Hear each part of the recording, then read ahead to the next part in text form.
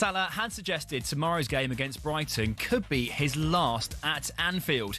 Neil Warnock has some sympathy for the Egyptian. It must have been bubbling up. You know, you don't keep a lad like Salah that won him absolutely everything last year. You don't keep him on the bench without telling him why and you're coming back. If you want him, you don't put him out to pasture. Elsewhere, Arsenal are not thinking of selling fit-again Gabriel Jesus in the January window. Mikel Arteta says the Brazilian is now pushing Victor Gyökeres for a starting spot. No news, though, on Saliba's fitness. Arsenal Wolves is live on talkSPORT tomorrow night. Meanwhile, on Sunday, it'll be the first Tyne-Wear Premier League derby for almost 10 years. The importance of this game was, I had to make that clear to all of the players, and there'll be some new players that maybe don't understand it as well as others, so we'll use whatever methods we can in the next few days to make sure that everyone enters the pitch fully aware of the importance. But Eddie Howe is urging his Newcastle players to not get too high or too low ahead of kick-off. Man United will again be without Harry Maguire and Matthias de Ligt for Bournemouth's visit on Monday. Ruben Amorim doesn't know if Mbeumo, Mazraoui or Diallo will be available before they head to AFCON.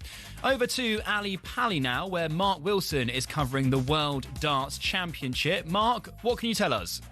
Yeah, wins earlier for Neil Zonneveld, Ian White and Ryan Searle beat Chris Landman by 3-0. Former champion Rob Cross on stage. He's had an awful year, but he's made a great start to his game with the Norwegian core decker. Took out the opening set by 3-0, and he's got an early lead in the second set as well. It's all live on the talkSPORT app and on the talkSPORT Darts YouTube channel and talkSPORT 2, where Rob Cross leads core decker by 1-0. Cheers, Mark. As always, there's plenty more on everything at talksport.com. talkSPORT News. 8 years after being cleared, a man's been found guilty of murdering his wife, and the Health Secretary is warning the NHS could be in a terrifying position if doctors strike next week. More from the news team at past. talkSPORT weather with QuickFit. Rain or shine, our mobile tyre fitting service comes to you, so you can stay on the sofa this winter. Book today at quickfit.com. Conditions apply. We're expecting a dry Friday evening with a few showers in far northwest Scotland.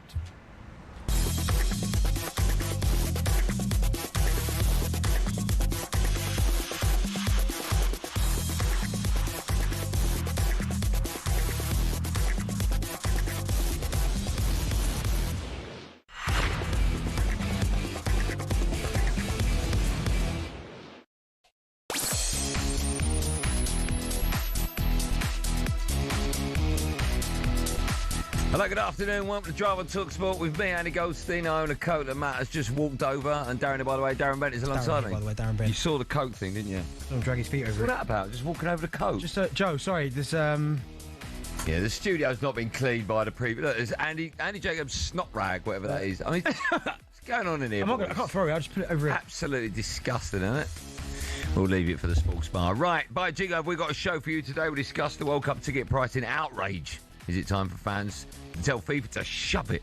We're starting with that, by the way, 03717 223334. We're also building up to another weekend of Premier League action across the talkSPORT network as we bring you live and exclusive commentary of Wolves against Arsenal. Wolves.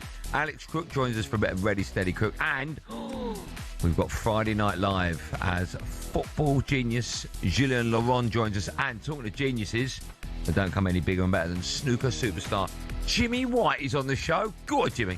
All that plus Benty brings his EFL corner, and we'll be taking a look at this weekend's Weird Tyne derby. Don't get that one wrong. This is Drive, this is talkSPORT. You can be a part of it. 03717 223344. We'll have a bit of that. We will have a bit of that. Darren Bennett's gone back in time with the headphones today. What's happening I there? can't find my earpieces. They're in my bag somewhere. Throw that out. Does anyone... Oh, my voice is still not right. Does anyone wear headphones nowadays, or is it just everyone on talkSPORT wears the ears? No, Simon doesn't wear any. I don't know how that works either. Yeah, they get away with it. By the way, that's a very good point you make. When we were doing the World Darts Championship on Monday, they refused to have a live feed of Harry Durham. Did they? Now, imagine if I refused that. If I went, no, we're not doing that. We'll carry on with the show. I get fired. I will get fired, you're right. You know what's funny about what? I think Simon was in charge of one of the teams. Yeah, had nothing to do with it. No, so I don't understand that. Had nothing to do with what's... Was that right? They do get away with murder on that show, don't they? Honestly. Literally, they do what they want. govern themselves. I'd love to know You're what a headphones turd. are. See, right. By the way, Ryan's on the deck today. Oh no, it's Jack. Let's pretend it's Jack. So, Jack, will you stop doing... just outside Montoya. Okay, Jack, calm down. God dear, he's like that. I don't know what headphones are. That's fine. You got them on. No, these What's are. all that? What's all that? Hey, keep it down, mate. Look, I'm travelling. All right, fine. Okay, you can't announce what they are. Busy show coming up. By the way, some bad news. I don't know if you've got any. No Ugo Monye in the studio today. Oh, I love Ugo. First week we've not had Ugo on the show in any capacity. So, who we got? Oh, we got Juliand Lauron. Oh, Crook is on later. Juliand Lauron comes into the studio. I don't think I've met Juliand Lauron before. He's a cool guy, man. I've spoken to him a million times on the phone. Yeah, he's cool, man. Spent quite a lot of time with him. He's decent. He knows his stuff. We've got Jimmy the Whirlwind White coming on. Your boy, that. My hero, superstar. Because we've got the snooker shootout on. As you can see by all the screens, we've got darts on one screen. We've got the snooker shootout on the other. And we've got Homes Under the Hammer. What's that? We've got Homes on the Hammer. We've got a picture of a bridge. A geezer on some stupid thing. Yeah, I'm not quite sure we've got the pictures right in here, lads. Can we sort that out? What is that? That might be the programme where you take something that's broken and they clean it all up and then they return it to you. Have you seen that? No. What's that programme called? Like you take a watch somewhere and they go, this is my granddad's. It's not worked for 32 years. And then you leave the shop, repair shop. Have you seen that? Maybe it's that. I think that's what it is. Have you not seen Repair Shop? No. I don't really watch TV, though. I never see these programmes. That's those, what's the supermarket sweep? And what's the other one? I mean, when you say what's the other I know, one? it's TV like show. in the mornings, TV. Kilroy? Is that still on? Nah, that can't still be going, that. I don't think he's still going, is he? Is he? I don't know. I hope so. By the way, that repair shop, that repair shop, so what happens is you take in something that's valuable to you. Yeah. That means something, like it might be a watch. A watch. Yeah. Or it might be a piece of furniture. And about 2-3 months ago, there was one that was on, and it was a woman, and she took in her granddad's FA Cup final shirt from 1926. Yeah. Something like that, right? And it should have been red, but obviously over the years it had gone. Yeah. And I was like, don't take that in. No. Why would you do it? Anyway, she went back later, and it looked like a brand new shirt. That's kind of the colour was back. That kind of defeats the purpose. What's the point of that? It's not old anymore. Also, is it not worth more money, the fact that it's damaged a bit? Yeah. Imagine if you took the Mona Lisa in. Not you wouldn't. Give it a touch up, will you? Yeah, it looks brand new. No, it's not meant to look brand new. It's meant to look Mona Lisa. Still don't get that. If it's tiny. Yeah, it is tiny. And I see some of the. I mean, I don't get art. Right. But it's a very good picture. That's probably why you didn't come to see art with us. Yeah. So I get it, but the art I don't quite understand. Like I've seen better pictures than that. Yeah. But that's worth a fortune. Yeah, but it's not about what looks better. No, but it's right? I get the history behind it. Yeah. But still, and it's. Yeah, but all art's subjective, right? That's why it's art. It's crazy that I've never got that. So you could just splash a bit of paint on a bit of paper and just go, look, what's called so and so painted that. What, really? Yeah. I mean, 9 times out of 10, you need to die before it's worth something. Oh, is that what it is? 9 times out of 10. I mean, Banksy stuff was worth a fortune. Yeah, I've got a couple of Banksy's. Have you? Yeah, a couple. What ones you got? No Ball Games. Right. And the other one I've got is. I can't remember. I'll send you a picture. You got the Pulp Fiction one? No. I like that one. You're going to try it? I'll buy it for you. Go on. No, I've got a story about that, but not on air. Right, we've got a busy show coming up. What? You stole it. No, well, if I told you the price. England and Scotland, this is terrible, by the way. England and Scotland fans are paying thousands to follow their country at the World Cup next summer. So, should supporters stay away? He's going to hit it right-footed. Argentina are the champions of the world. I think it's about 8 or 9 times the cost of Qatar. You will have a lot of empty seats, and I think that in itself will be scandalous. I'm disgusted with FIFA. They're not interested in ordinary fans at all. What are they trying to do to football? Football unites the world. This is the whole point about it. We all love it. And how can you charge that much? Just prove it. Just tell us why. Yes, this is a bit bonkers. So if you're unaware of what I'm about to tell you, then pin back your luggles and turn up the radio. So fans hoping to attend next year's World Cup final, by the way, not the whole World Cup, but final, face paying thousands and thousands of pounds for the cheapest tickets. This is for the final. So tickets will be in 3 tiers. Supporter value tier, supporter standard tier, and supporter premium tier. This is for the World Cup final. So if you're an England fan, you want to go see England, the cheapest ticket that you can get for the World Cup final to see England for the final It's £3,119 for a ticket. Disgusting. The next level up, the standard tier, for one ticket to see England in the final, £4,162. This is all priced by FIFA, by the way. Support a premium tier for England in the final, £6,615. A spokesperson for the Football Supporters Association, Thomas Concannon, joined Sam Matterface and Alex Crook earlier. He gave his reaction to the extortionate pricing. We knew the prices were going to be high. I really didn't see them being this high. That price for the final in particular, which England fans are used to paying in advance, just in case we get there, is absolutely astonishing. £3,200 is effectively what that's going to cost. That's £35 a minute. It's just absolutely astonishing. $7,000 to follow England right from the start to the finish. England fans are paying more than what other countries are. They've weighted the countries in terms of popularity. It's just completely unacceptable. It's an absolute disgrace.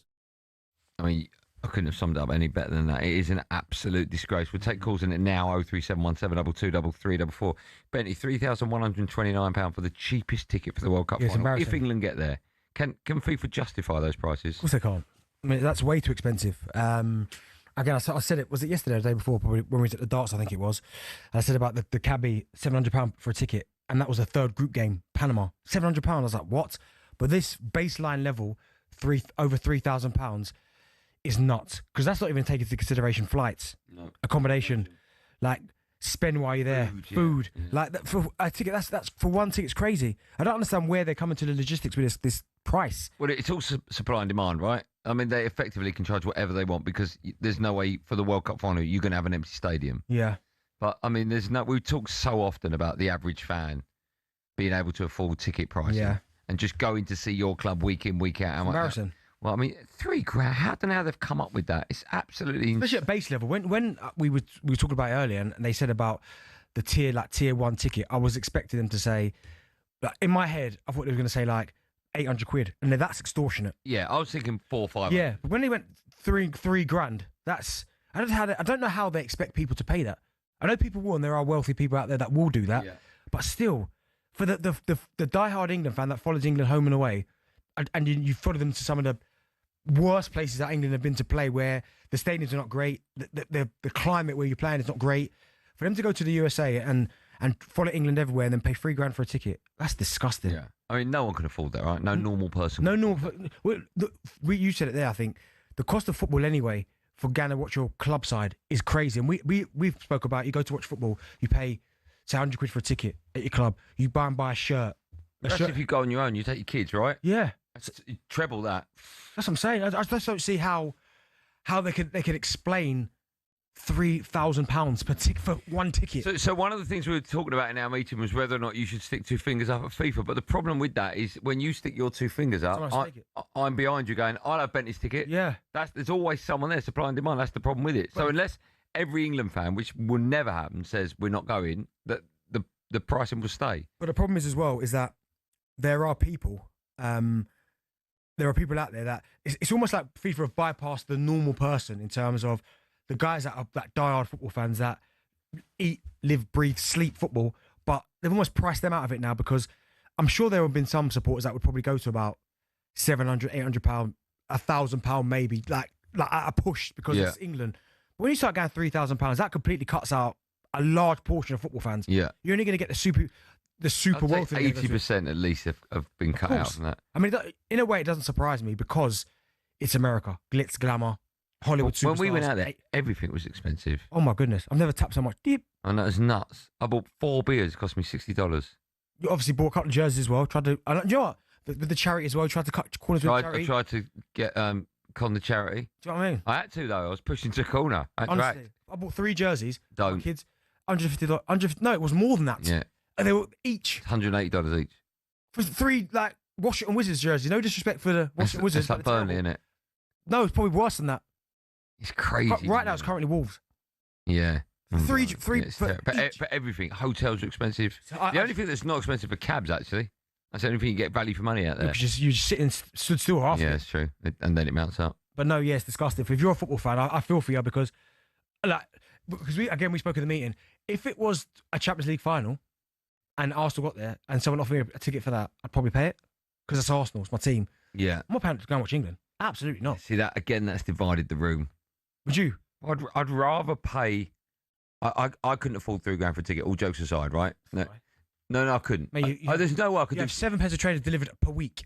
Yes, but if I bought the ticket, I wouldn't have those trainers anymore. But that's crazy money, right? Yeah, that's absolutely crazy money. I'd rather let's go for a round number of £1,000. If I was going to pay £1,000 for a ticket, right? I'd rather pay £1,000 for England in the final of the World Cup than Man United in the Champions League. Oh, absolutely not. I would. No way. I'm Arsenal Champions League. But you haven't won the Champions League. I wonder if you'd won. Yeah, we've won the World Cup. England, so you've seen it. Yeah, but I've seen Man. I was a ball boy. Yeah. I've seen Man United win it in my lifetime. I wonder if you'd seen Arsenal. If Arsenal won the Champions League this season, and then you had the option for next season Champions League or the World Cup, what would you choose? Arsenal Champions League all day, every day. I wouldn't hesitate. Okay. All right. Well, that's one of the questions. Yeah. Would you pay crazy money to see your club, but not for your country? Is one of them. Yeah. I would rather see my country in a final than my club. Oh, absolutely not. I would. England World Cup, man. Yeah, but what? Man United. I know, but I've seen it. England World Cup. It's happened once. Might never happen again. I may not patriotic like you. But listen, Arsenal win the Champions League. You'd rather play in a World Cup than a Champions League final. Yeah, it's different. As a player, World Cup winners' medal is just the ultimate pinnacle. Okay. But as a fan, give me Arsenal winning. What would you rather sit on the bench for? A World Cup final. Okay, so everything's World Cup final as a player. But as a fan, yeah. Okay. So we take calls on that. Would you pay that kind of money for your club? And also, just what do you make of FIFA selling these tickets for £3,129? Cheapest ticket to the World Cup final. Absolute joke. You know my view. You know Bentley's view. Let's find out what yours is. 03717 223344. Dial that. You can have your say next live and drive on talkSPORT.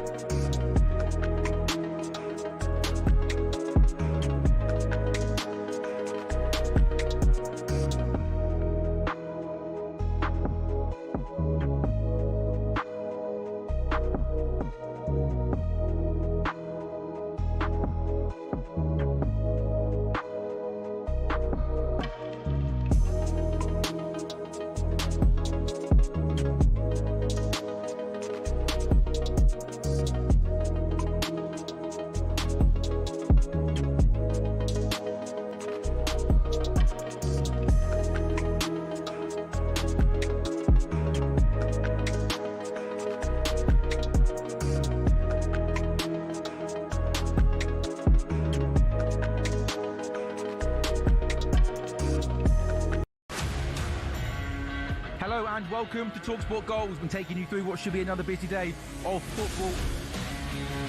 Chance to win it! Oh! We don't need to do that, guys. I'm going to owe you an apology, Ringo. How did you get to that conclusion? That's a weak mentality. Oh, get out of it.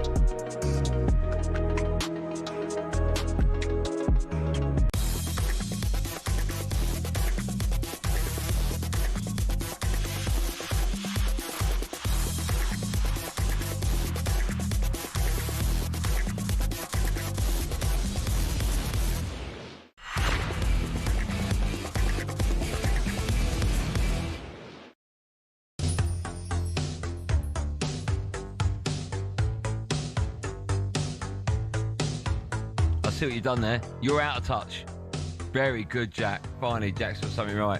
So drive on talkSPORT, me, Andy Goldstein Darren Bent, and Just Eat. Right now, there are millions of prizes to be won when you order on the app and play Winter Winners. 18 plus terms apply. Still to come, we'll be asking if the class of 92 are a help or a hindrance to Man United. Just quickly, Liverpool boss Arnie Slot has said that he has no reason not to want Mohamed Salah to stay at the club. I think that's a double negative. In darts, you see my boy last night, Luke Littler? No, but I heard he won. Through to the second round of the World Championship after a straight set victory over Darius Labanowskis. What time was that on? I watched that about 8:30. No, that's a lie. 9:30 because I was doing the podcast. Oh, yeah, I was still watching Palace. 9:30, yeah. Palace, well played, by the way. Celtic, by the way. Rangers are having an absolute torrid, by the way. They're all, aren't they? Staying with the darts. This afternoon session is coming to an end over at Ali Pally. Let's get an update now from talkSPORT's Mark Wilson. Willow, good evening to you. I think our timing's perfect, isn't it? It is absolutely spot on, boys. Yeah, because Rob Cross has just reeled off a 3-0 win over Cordeca, taking out the big fish. 170 finish to wrap it up in some style. It's not been a good year for Rob Cross, former champion here, down to 21st in the world. Was expected he could be subject to a shot, but he's held off the Norwegian debutant in fine style to win by 3-0. He'll take on Ian White in the second round. You mentioned Luke Littler. He's in the same part of the draw as Rob Cross, so he could well meet in the last 16. Wins earlier for Neil Zonneveld, Ian White, and for Ryan Searle. Rob Cross, the final winner. We're all back tonight from 7 over on the talkSPORT app and on the talkSPORT Darts YouTube channel for more live darting action from the Alexandra Palace, where Rob Cross has beaten Cordeca by 3-0. PDC World Darts Championship update on talkSPORT with Village Hotels. Hit the bullseye this Christmas with a darty party at Village. Enjoy flights of festive fun with our interactive darts lanes. Available at locations across the UK. Good work. Thank you for that, Mark. Right, we're taking your call. Should fans stay away from the World Cup? If you join us late, it was announced earlier on today that the price for a World Cup final ticket, if you're an England fan, you want to go see England, they make it. The cheapest one you get, £3,129. Madness is what we all say. What does Jay, the Arsenal fan, say? Hello, Jay. Evening, guys. How are we doing? I'm good. Very well, man. How are you today? Yeah, not too bad. Not too bad. Just listening to you on my little walk outside, get some air, so it's all good. On the free-to-download app? Is that how you're listening? Indeed, yes. Yeah, on the app. Okay. Why are you having a little walk outside? What's that like? You got a dog with you, or you just... No, just been inside all day, so wanted to get some air. Where are you walking to? Fresh air. Just around the park. I've got a park near where I live, so it's a nice, easy loop around the park. Very nice. I mean, it's dark now, but it's all right. Bit weird, that so you're very, dark. You got a long coat on? No. That's all I can say for legal reasons. What would you like to say, more importantly, Jay? Well, I mean, obviously, it is an absolute disgrace. Obviously, they're looking to charge about 3 to however much it is, 1,000 for us. And there's times when, like, if I get offered a ticket for Arsenal, where I think to myself, God, 100 quid for the ticket, plus travel, plus beers, plus programme. And I know that, like, the idea of expanding to a 48-team World Cup was to put more eyes on the tournament for the fans and help grow the game and everything. And I know that there are travel restrictions and some of these fans can't travel, but how is your average Haitian even going to make it to a group game. If you're from Ghana, Uzbekistan, some of these nations that have qualified, some have qualified before, but some for the first time. If you like, I saw some of the scenes in Cape Verde when they qualified. That stadium was packed. The fans were loving it. It was like the highlight of their sporting career. They are never going to be able to experience a game in an international tournament, even though their country's made it for the first time. And FIFA will tell you 48 teams, it's getting these smaller nations out there so we all see them. But their own fans can't even travel to it and see the game happening. And I just think, we think, $3,000, we could potentially make it work if we did X, Y, Z. But for some of this, these fans are, $140 group ticket. That's like 2 months, 3 months, 4 months salary for these people. Tough, it just shows how disjointed and disconnected FIFA are, not just from like developed nations and fans, but from the tiny nations that are qualifying for the first time, because they can't even celebrate a goal with their own fans potentially. And I think that is absolutely outrageous that they're not even going to be able to do that. So yeah, it's all very well us saying it's too expensive, but let's look at some of these other nations that are they're not going to have any other fans there. No. That is tragic. Jay, what are you thinking? Because I said about the Champions League final Arsenal ticket or the England World Cup final ticket. Which one are you going to? Put me on the spot like that. I would side. No, Bentley, I'm going to side with you because Arsenal have given me pain. If we ever made it. Sorry, what have England given you? The Champions League. Well, we only have to deal with that pain every 4 years. As an Arsenal fan, we're generally dealing with that pain every single season or whatever until recent. I mean, a couple of years under Wenger and then whatever. But like, I'm siding with you on that one, Bentley. I'm going to the Champions League. Enjoy the rest of your walk. Thanks, Jay. He's gone. He's already having. I definitely think you're going Champions League final. I thought you were going to say about how weird it is. He's going for a walk on his own at $4. Yeah, it's weird. World Cup final. Well, both same prices. Both same prices, but hey, Man United's at Wembley. Champions League final, Wembley. World Cup final. Oh, nice. So are you, by the way. I'm not. Same prices. What? And Arsenal's in. Show of hands in the gallery. Your team, whatever team you support, your team's playing in Champions League final, or England in the World Cup final. You've got one ticket. It's free. Which ticket are you taking? Which World Cup? Put your hands up. World Cup. Not one person. Of you. None. Told you. None. All going club. You're a disgrace. You are. What's the matter with you? Maybe I'm in the minority then. No, I think you get a lot of supporters that are England over anything. Free ticket. I mean, there was a geezer here, I missed it. I don't know his name, but Stoke fan. Yeah. He said if somehow Stoke got to a Champions League final, he's still choosing England. Oh, okay. Oh, really? See, I don't understand that one.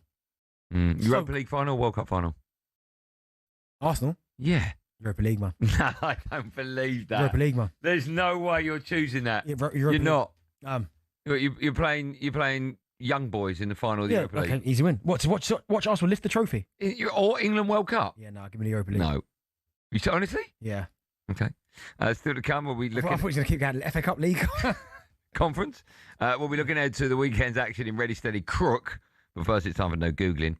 We want to know, excluding caretakers, which two managers share the record for the fewest games in charge of a Premier League club. So don't count caretaker managers. Which two managers share the record for the fewest games in charge of a Premier League game? I think you'll get both if you think about it. Have we? I don't think we've had that because I've not seen his name before. There's one with surname. No, who are you thinking of? No, hold on. Who are you thinking of? No, who are you thinking of? Say it. Les Reed. No, he was caretaker, wasn't he? Oh, he might have been. Yeah. The answer to that and more coming up live on Drive and talkSPORT after this.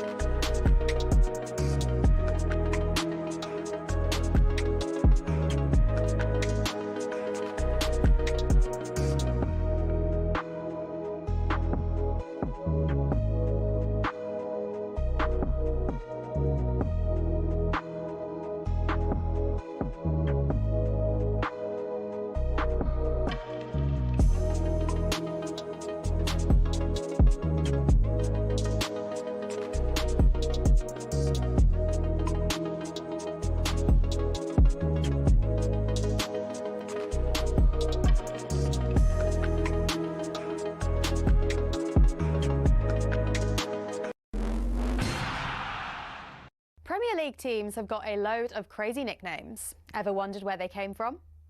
Some are pretty straightforward. Arsenal are the Gunners because they were founded by a group of munitions workers, and Bournemouth are the Cherries because their old stadium was built right next to a cherry orchard. Then there's Everton. They're dubbed the Toffees, but why? Well, because when the club was formed, just down the road there were 2 local toffee shops.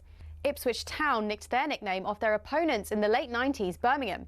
The term Tractor Boys was chanted as a way to tease the team about their farming background, but they started using it themselves as a way to cheer on the team in victory instead.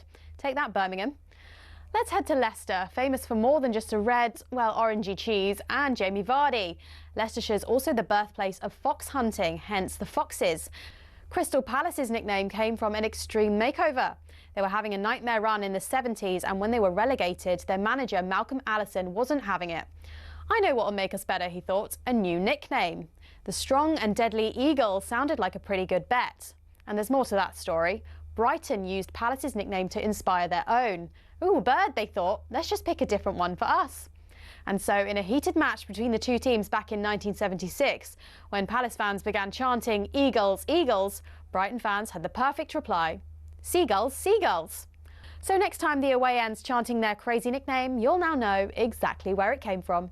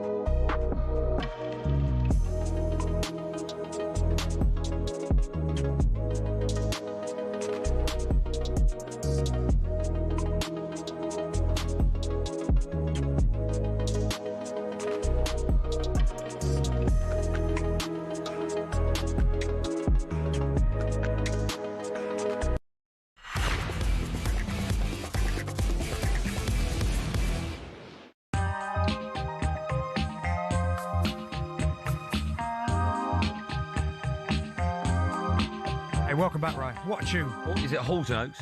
Paul and Oates. Paul and Oaks? Paul Oaks? Paul and Oaks? Yeah, I just call him Paul and Oates. Say it slowly. Hall and Oates. Oats, not Oaks. No, Oat. Is it Oaks or Oates? Holland. What is it? Oaks, right? Holland and Barrett. Paul and Oates. What's the surname? I think it's Oat. Oats or Oak? I think it's Oaks. Which one is it, right?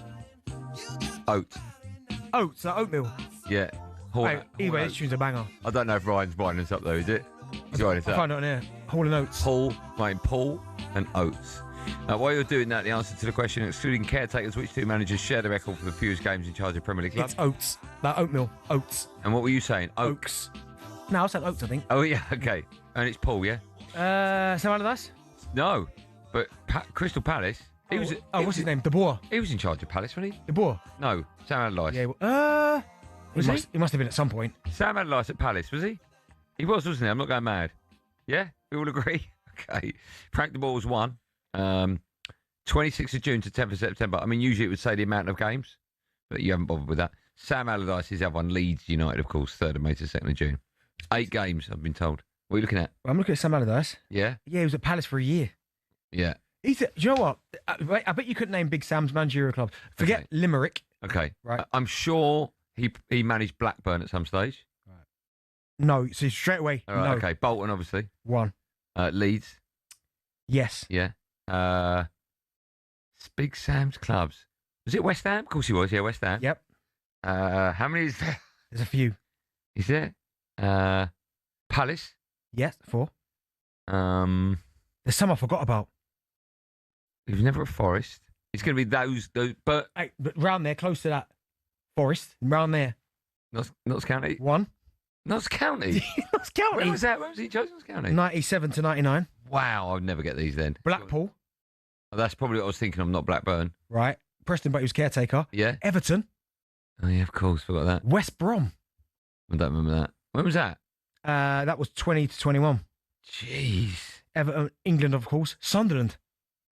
Yeah, you forget, didn't you? Yeah. He was Blackburn. I said yes to Blackburn, right? You said no to Blackburn? Oh, yeah, Blackburn. Yeah, I remember playing against his sides, Blackburn. Oh, okay. And Blackpool. How many sides? So, altogether, Limerick was his first player-manager role. 91, 92. 1, 2, 3, 4, 5, 6, 7, 8, 9, 10, 11, 12, 13, 14. Wow. Have you seen Roy Hodgson's list? Yeah, it's mad. But he's just like varies. Liverpool, Inter Milan. Yeah, one is like Switzerland manager. Nuts. Still to come, we'll be looking ahead to the weekend's action in Ready Steady Crook. But now, by the way, United fans, you might want to phone up about this 03717 223344. We're going to talk about Manchester United. They host Bournemouth. It's live on talkSPORT on Monday night. They go into the weekend 6th in the Premier League, level on points with Chelsea just above them. Club legend Paul Scholes has been speaking on his podcast. Brilliantly named, by the way. The Good, the Bad, and the Football doesn't work. He discussed those currently running the club. Have a listen. They've got Omar Barada, they've got Jason Wilcox, who are probably brilliant at the job, brilliant at what they do. They're not Man United. They don't have a clue what it's like to buy a Manchester United player, to bring a Manchester United manager in. If you go to Sporting Lisbon and watch, they play 3 at the back. Right away, that's no. Man United never do that. They can't do that. They just can't. It's been proven over years and years and years. And I'm talking even before Sir Alex Ferguson, it was always about 4-4-1-1 or 4-4-2. Yeah. Entertaining people. He hasn't got that in him. That was Paul Scholes on the Good, the Bad, and the Football podcast. What do you make of the fact that he looks at another manager and his tactical awareness, and he's obviously used to playing 3 at the back, and he says you can't do that at Manchester United? What do you make of suggesting that a club and its history have no affiliation to a certain formation? They no matter who's there, who's coaching, who the players are, they just can't cope with a certain system. What do you make of that? Quickly, sorry, Newcastle United as well. Like that. Sam. Oh, yeah, okay. Oh, yeah. Can't forget that one. They wanted him out, didn't they? Yeah, it's a kind of bizarre one. But I hear a lot of, and maybe so much at Manchester United about.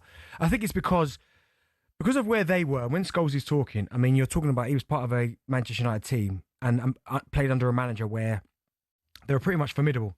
You talk about one of the best teams in the world. Every single season, going for Premier League titles, FA Cup. Like, Old Trafford, going there was like why are we turning up today? If I get a touch in the opposition box, in their box, I've done well. If I get a goal, wow, won the lottery. It was that type of time. And you fast forward it to now. Like, I do think at times, when a player talks from a certain generation, and then he compares it to the generation now when the two teams are completely opposite ends of the scale, it's hard to kind of compare. Do you know what I'm saying? So like Ruben Amorim is at Manchester United, for instance, now, and he's trying this system 3-5-2, which clearly isn't working, but that's his philosophy. He's comfortable in that. He's got success with that. Like, I know Manchester... Scholes is suggesting that Manchester United could never play 3-5-2 because they're Manchester United. Yeah, see, that's where... and that's my point. He's coming from an era where they played 4-4-2 when it was York and Cole, or Sheringham and Solskjaer. Then it evolved to 4-3-3, and I remember that 4-3-3 when it was Ronaldo, Rooney, Tevez, Berber. Oh, my... Like, so I remember when it evolved, and I think it was... is it Carlos... Queiroz. He was the one who kind of, I think, converted it to the 3, right? But... So that Manchester United back then, I get that. But if Thomas Tuchel was to come into Manchester United, who's won big trophies in terms of Champions League football, and he wanted to play a 3, I don't think anyone would really question it because it's Thomas Tuchel. Do you know what I mean? Or if Carlo Ancelotti rocked up at Manchester United and suddenly went, we're playing a 3, I think everyone would go, okay, because of what they've done previously. Because Ruben Amorim has got success, but not at the top level in terms of the way we see it, and it's clearly not working, I think a lot of people are thinking, well, it's not working, so just change it. So do you think then that the sort of DNA or the blueprint of a club is irrelevant over time? Yeah, of course it is. It has to be. But how many times have we seen, like, you go back to Leeds when they were the team to now? Do you know what I mean? It can't stay the same. It's impossible. Do you know what I mean? We've seen, and again, Chelsea are a really good example. We've seen them win it under Jose Mourinho in a 4-4-2 or 4-3-3. We've seen them win it with Conte in a 3 at the back. So it has to have, I think, whoever you put in charge, like, you have to allow that person to put their own philosophy. If they've got success winning trophy upon trophy and they come to your club, you have to give them an opportunity to succeed with his style. But where at Ruben Amorim's failing is that he's tried to bring his system and it's not working, and he's not tried to change it. Let me ask you, we're going to speak to Dave, a United fan, in just a sec. Last question, before we do. Do you think it's a help or hindrance you've got this abundance, array of the class of 92, or not just those 5 or 6 players, but that group of players that played under Fergie that are now in the public eye, they're now pundits, and they're constantly giving their opinion on the problems at Manchester United at the moment?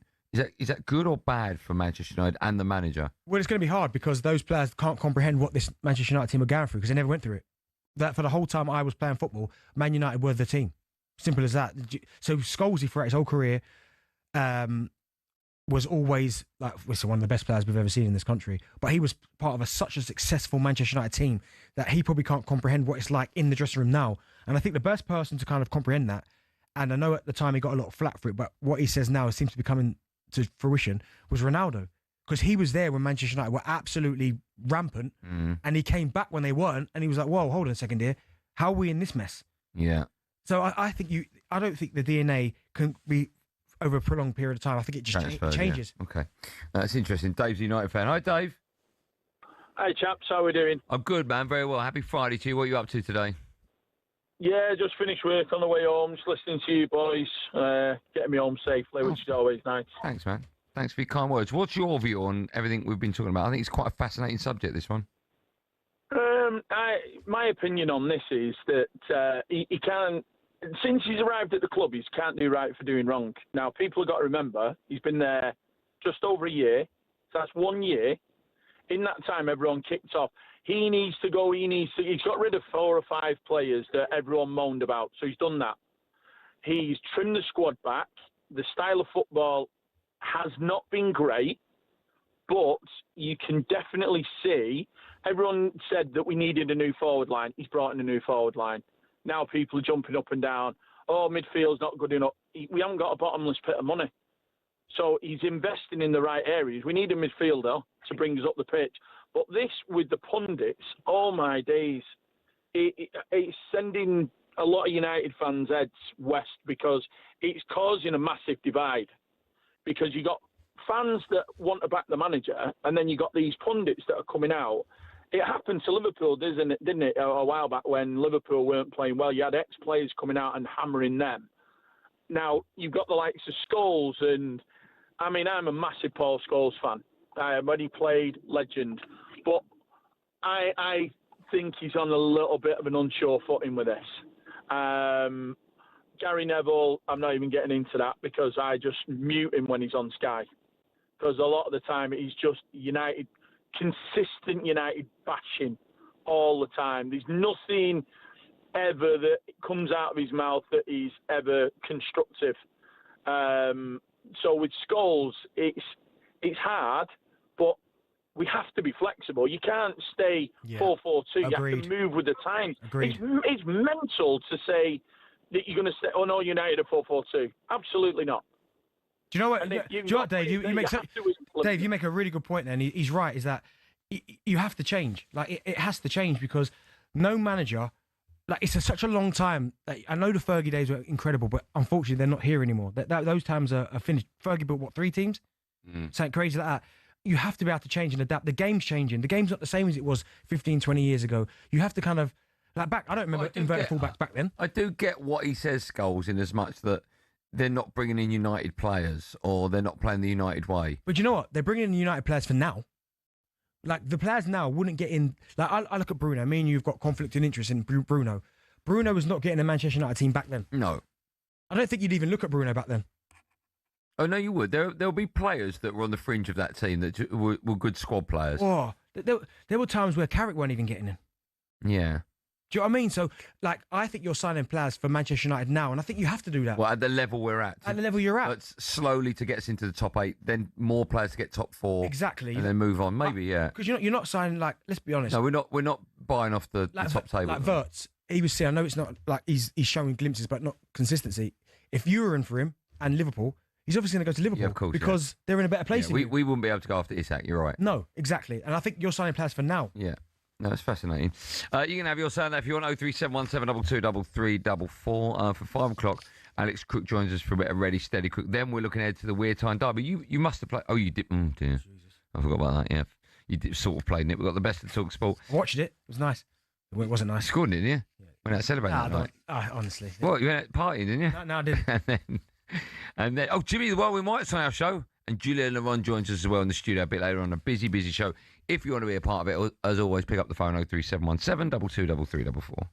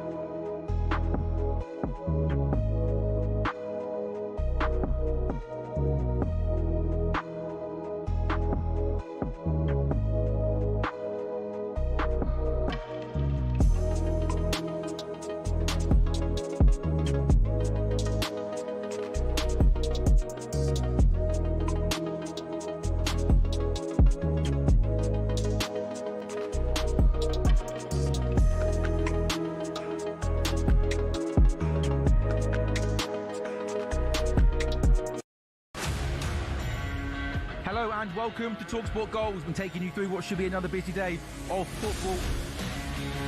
Chance to win it! We don't need to do that, guys. I'm going to owe you an apology. How would you get to that conclusion? That's a weak mentality. Oh, get out of it, Biggs.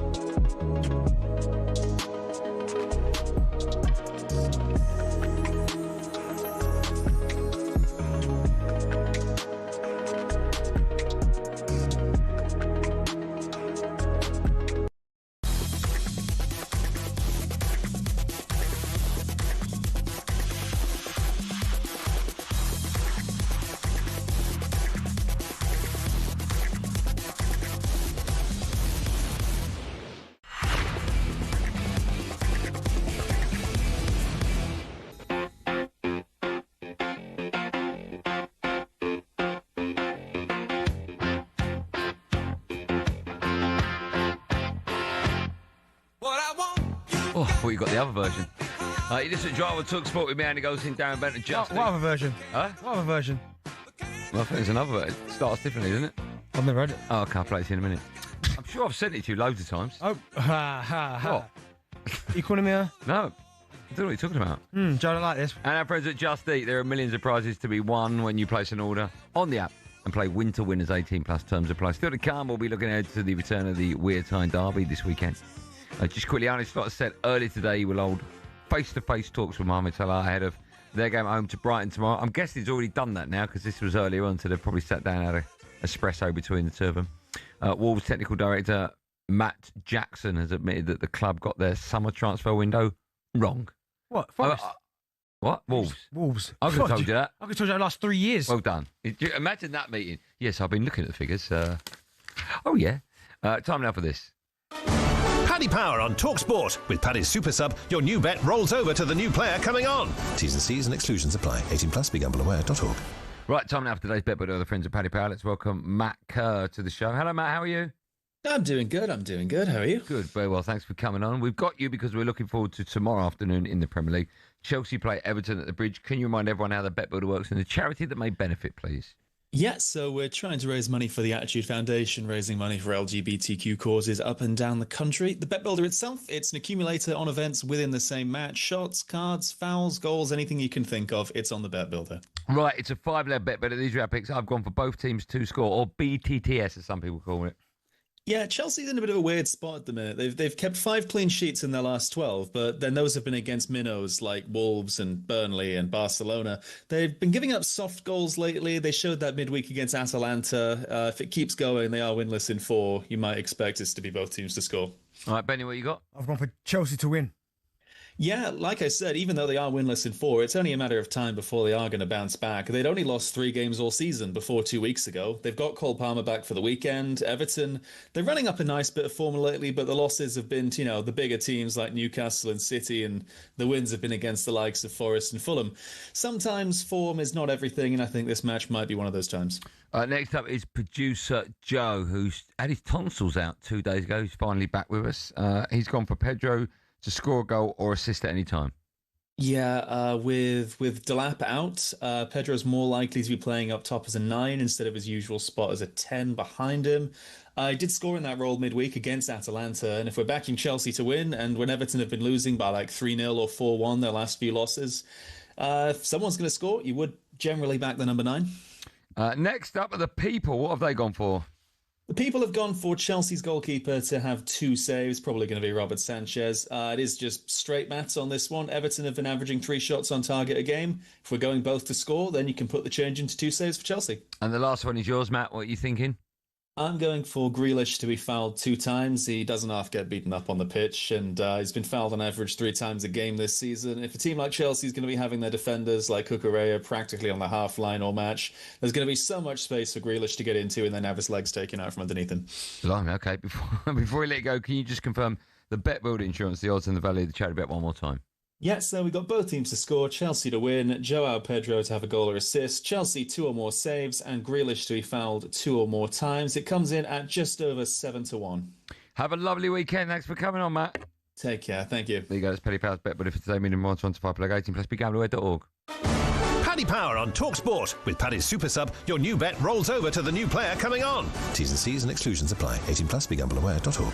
Got my glasses. I wonder what he's doing with them. They're reading glasses. So I've had these. Is it bifocal? Well, when I look out normally, they're my normal eyesight, and when I look down, I can read with them. Why have you got? Are these like reading glasses? Yeah. I mean, are you going to wear them the whole show? I don't know. I quite like them. What do you think? They put the wrong tint in, but they're quite. No, I like the tint. Do you like them? There's a bit of purple in the tint, though. I don't know. I'm colourblind. I thought it was blue. I mean, there's a bit of blue, but it's a bit of purple also. Do you like it? Mm-hmm. Is it rock and roll or not? Do I look like an idiot? No, you look like an idiot, but I mean, we are indoors. No sun. Right, time now for this. Yeah, time now to go to the weekend's EFL action across the talkSPORT network. Bentley's EFL Corner. From 8 p.m. over on talkSPORT 2 tonight, you can hear West Brom against Sheffield United. Then tomorrow, also on talkSPORT 2, we bring you Norwich against Southampton. So have you seen the former Sheffield United? That one 12:30. What? The former Sheffield United? We'll talk about that in a minute. Oh, my goodness. Right. Then from 3, you can hear Coventry against Bristol City. A big game for Coventry tomorrow. They want to get back to winning ways, Bentley, following defeat and a draw in their last 2. Yeah, getting absolutely obliterated by Ipswich. No shame in that. No disrespect in that. But that was bad. And then 1-1 with Preston. But listen, they've still got a nice, healthy lead at the top of the table. I know it's only, 5 points now. Middlesbrough there, Millwall there. But no, of course, they were always going to have a wobble. They weren't going to just keep winning and smashing teams out the park. I mean, they've scored 51 goals, which is absolutely ridiculous after 20 games. But yeah, they will bounce back, of course, at some point. But they were always going to have a blip at some point. But Frank, he's doing a wonderful job down there at Coventry. And if this is their little blip, if they pick up, the sooner they get back to winning ways, they've got a great chance of going up automatically. Who have your mob got, Ipswich? Well, you all right? Leicester away. That's a tough game. It is a tough game, but Ipswich good form at the minute. 2 wins back-to-back. No goals conceded in the last 2. Yeah. 4th, we'll go up automatically, I think. What was the game with the team you wanted to talk about? Oh, my goodness, Sheffield United. Now, remember where they were before Wilder got there? Yeah, and what did we both say when he took over? Right. Were they one from Sheffield Wednesday were always rock bottom? Yeah, but they were like they're in the bottom 3, yeah. Currently now, so they've won. I'll tell you what they've won. They have won 4 out of their last 6. They're unbeaten in 6. Where are they now? They are 17th, but they are. The way you're talking, it's like they're 3rd. Well, they've got 23 points, right? 6th place has got 31, so they're 8 points off it, and they were well and truly gone. I wonder what odds they are to go up. Oh mate, if they keep winning games and they're in that rhythm at the minute, yeah, they'll make playoffs.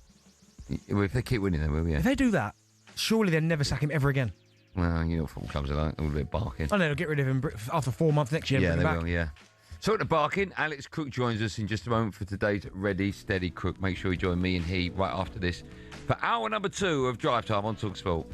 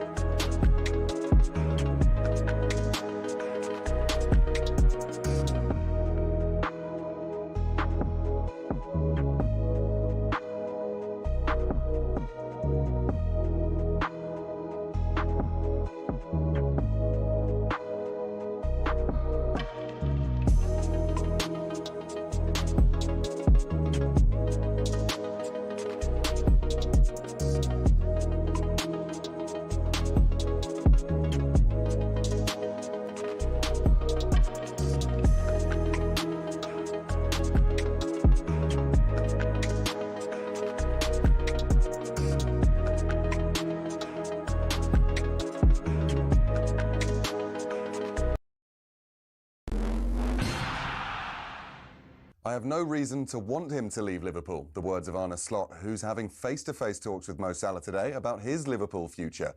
The Egyptian king had suggested tomorrow's game against Brighton could be his last for the club, but we've asked Slot, who made the call to drop Salah earlier this week. We've decided as a club, and I was part of that decision, not to take him towards the Inter Milan game. I'm always in contact with them, but when it comes to the decision-making of the lineup or the squad, they always leave that open to me. Elsewhere this Friday afternoon, Arsenal won't be selling Gabriel Jesus in January. That's according to Mikel Arteta. He returned to action this week after spending 332 days out with a knee injury. As Pep nears 10 years at City, his number 2, Kolo Touré, says the Spaniard isn't showing any signs of slowing down. The energy that he still has is incredible every day. The passion he brings in every meeting, in the training session, he's enjoying himself every single day. City are at Palace on Sunday. Elsewhere today, Evan Ferguson returning early from his loan at Roma is always an option for Brighton. That's according to Fabian Hertzler. Ferguson scored again in Roma's 3-0 win at Celtic as Wilfred Nancy tries to stay positive following his second loss on the spin. Neil Warnock isn't too sure about Nancy, though. You can't be flippant. He was almost flippant. He was almost, I'll do it my way and I'm not bothered about this. Well, you've got to care. You've got to... I just thought, like Ferguson said, they didn't look as though they knew what they were doing, did they? England fans are telling us the prices of World Cup tickets are putting them off heading across the pond next summer.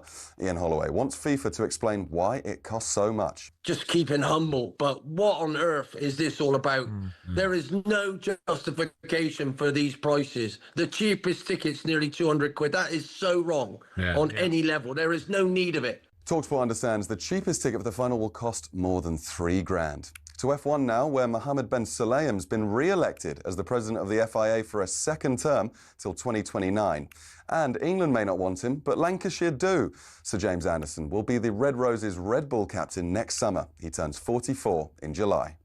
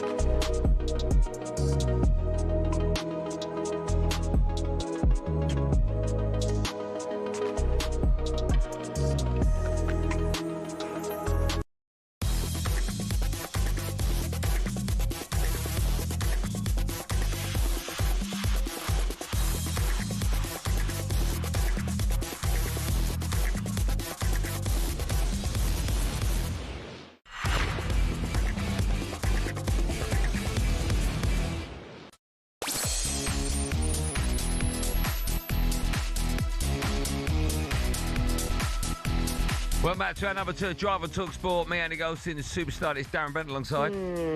Not yet, my friends. Still to come. We'll be looking ahead to the Weir Tyne derby this weekend.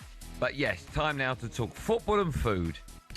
By the way, do you two like haddock? Dinner, either swordfish and salad or steak and calamari. I actually had ice cream outside the Trevi Fountain in Rome. I did have a burger today. You do tend to let it slip on a Sunday. Cooking it up today, Alex! Yes, time for a bit of Ready, Steady, Cook with the only man that I know that has a beautiful $1,000 a night hotel room and decides to sleep on the couch in Joe's. Let's say hello to talkSPORT's chief football correspondent, Alex Crook. Crookie. Good afternoon. This time last week, we were having some fun in Washington, weren't we? Do you know what makes me laugh? That his stab, right? It's when he goes... He's what? He's a little stab at the top. You tend to let it slip on a Sunday. Like he wasn't chopping on a burger when we saw him on a Thursday. Yeah. Yeah, we were having fun, Crookie, weren't we, this time last week? It'd have been, midday this time last Friday? Yeah, well, it would have been, wouldn't it? Yeah, absolutely. And you boys were doing your tour around snowy Washington, I think, at this moment in time. Management Max decided to book us a lovely tour in a car with no windows when it was about -8 and snowing. Great decision. Great decision. But by the way, on a side note, I was just sat there watching Rob Cross at Alexandra Palace, and it was almost like watching you two at the talkSPORT darts. Almost, apart from the lack of quality that you showed. Right, talking of lack of quality, should we carry on with you? Crookie, you're better than that. When are you going to play in it? Crookie, when are you going to play in it? Do you know what? Having seen it, right, genuinely, I can't finish on a double, but nor could any of you. I fancy my chances next year. Not against Dino, but I fancy my chances against you two. I have to say, Crookie, I mean, Bentley was bad, but at least he won his first game. I was appalling. I don't know what happened there. You know, sometimes you get one of the greats just not performing. You know, like Tyson losing to Buster Douglas. Are you Tyson? Just saying, all right? I'm not saying that Gabby looks like Buster Douglas. He's out of shape.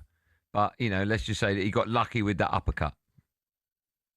I think it was the jet lag, to be fair. You were still struggling. Yeah, the dartball. I couldn't see that's a very good point. I haven't used that excuse yet. I might use that from now on. Right, let's talk football. Let's start with Chelsea. They host Everton tomorrow afternoon. Crookie, what have you got for us? They do, and it's not been a great week or so, is it, for Chelsea? Since that draw against Arsenal, they've been to Leeds and lost, dropped points at Bournemouth, and I watched them really disappointing against Atalanta in the Champions League in midweek. Enzo Maresca has been speaking to the media ahead of this weekend's game against Everton and discussed his aim for some consistency. It's the next step for us. I think during the season, the team that they are more consistent, at the end, they are the teams that they're going to be there. Would we need to avoid that? Probably with happened last year. Now again, it's just 1 week. It's not a long time, but for sure, when something happens, the next one you are more ready, more prepared, and you can avoid that.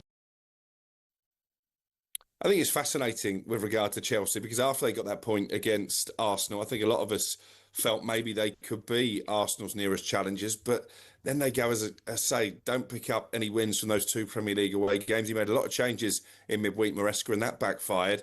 I don't really know where they're at, Chelsea, at this moment in time. I don't know what the aim should be for them this season. Do you know what? I think he does chop and change a bit too much, Crookie. Even like his substitutions against Atalanta as well. I was a bit like, like almost Gusto was in like a number 10-ish. It just didn't make sense to me. And I think sometimes managers can be a little bit too clever, rather than just getting a system that works and sticking with the same players. And I know you play a lot of games, but I almost feel like the foundations of your team need to be quite solid week in, week out. And you could change 1 or 2, but mainly the spine of your team, I think, has to stay the same.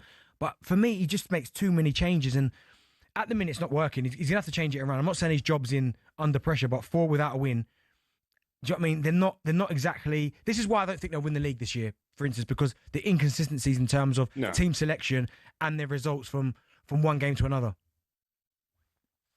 Yeah, I think they're still well short of challenging for the title, and I'm still not entirely convinced by Enzo Maresca. We know that the Chelsea way now is to review a manager's achievements or lack of at the end of the season. That was when Mauricio Pochettino lost his job. Like you, I'm not saying that Maresca is under pressure, but I think he certainly needs something to cling on to between now and the end of the season, be that a decent cup run, maybe a bit of silverware or going deep in the Champions League. They've got to at least finish in the top 4, I think. Right, 3 o'clock tomorrow sees Chelsea take on Everton. Crookie, what will the score be? I've gone for a 2-2 draw in this one. Everton have got a dreadful record at Stamford Bridge, but I think it might be a draw. Bit of Desmond Douglas from Crookie. What are you going for, DB? I'm going 2-0. Home team. Yeah. Okay. Let's move on. Tomorrow, also at 3 o'clock, sees Liverpool take on Brighton. Before I ask what you've got, Crookie, is there any news on this supposed meeting between the manager and Mohamed Salah?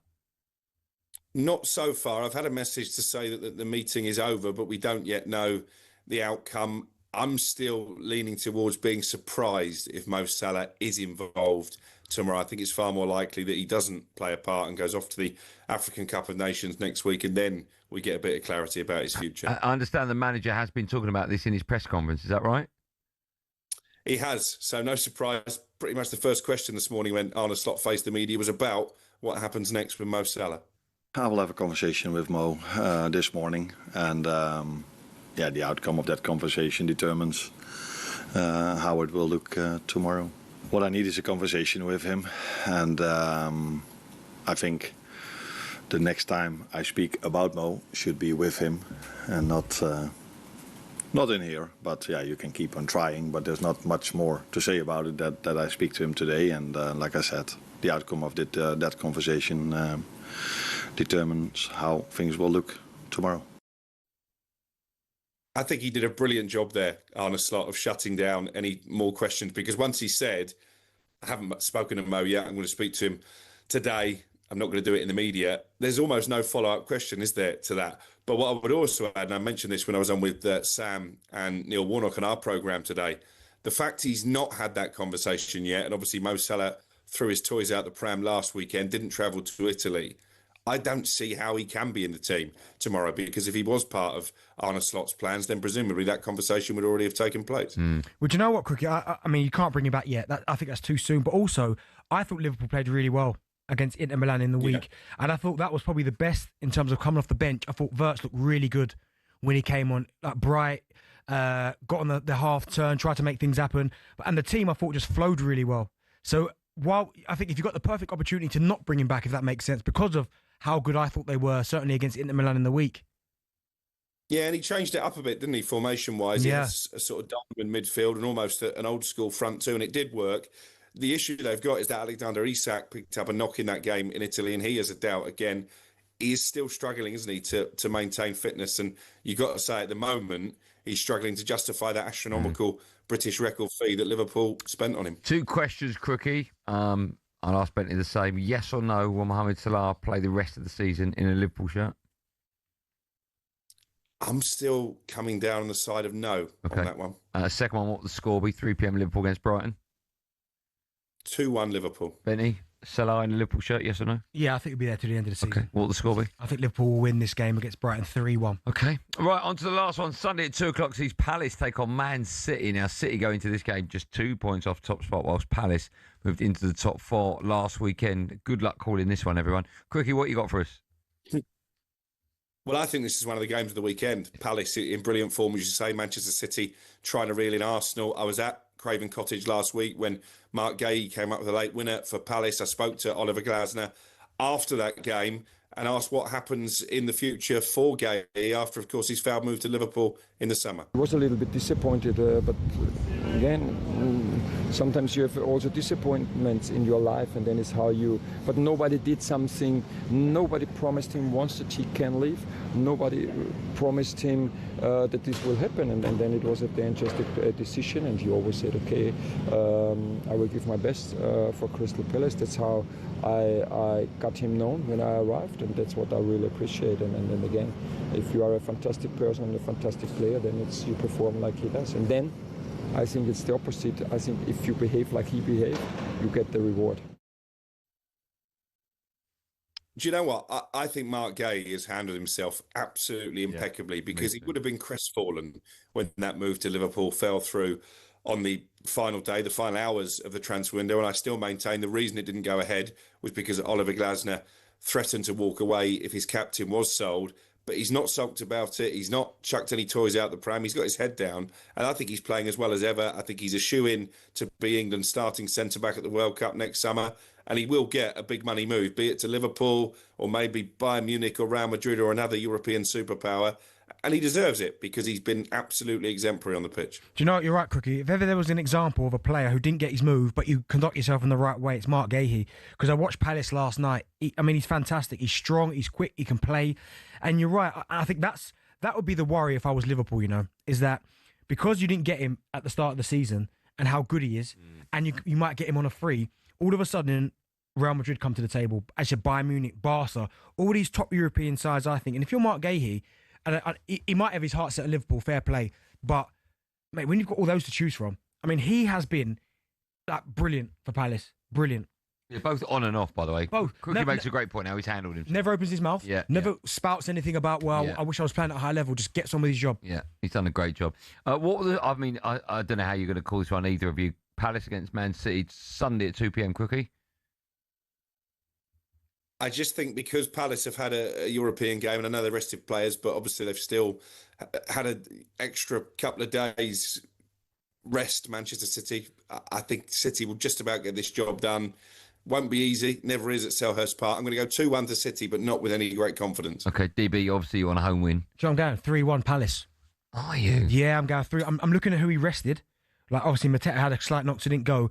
But I watched Ochi play. He was decent, and Nketiah looked really sharp. Well, I think Palace at home. Munoz is out, though, isn't he? Munoz is such an important player for Palace. Yeah, but Devaney can play. Nathaniel Klein can come in for him as well. But yeah, I'm going to go 3-1 Palace. Okay. All right. Please. I have no idea. Please. I have no idea. I think there'll be a lot of goals. Quickie, thanks for coming on. What is Friday night, Big Friday? What are you up to? What are you doing Christmas time? Not a lot tonight. Well, my daughter's got a ball, so I'm playing taxi driver for her. Okay. And the missus has come down with a lurgy, so I've got to cook dinner as well. What's right? Sorry, when you say got to, you cook it anyway, right? What are you making? Do you know what? I'm actually going down the Indian to get a takeaway. Oh, shocking, isn't it? Friday night, though. It's not bad. I do like a big tasting. I bet you do. What are you doing over Christmas? You got people coming over to yours? You got a lot of people there? Yeah, we've got the family over at Christmas, so looking forward to that. We spend a couple of days in Kent as well with the wife's relatives. I've got loads of games. I've got 15 games in December. Oh, you must be devastated you can't spend all that time with the family. I've got to get out and get to Arsenal on the 27th. Cool, Someone's got to do it. If Mrs. Cook is listening, they're not even playing on the 27th. Crookie, always a pleasure. We love you on the show. Thanks for your time, pal. Have a good one. We'll see you soon.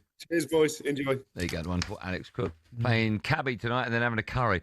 I think I'm having fish and chips tonight.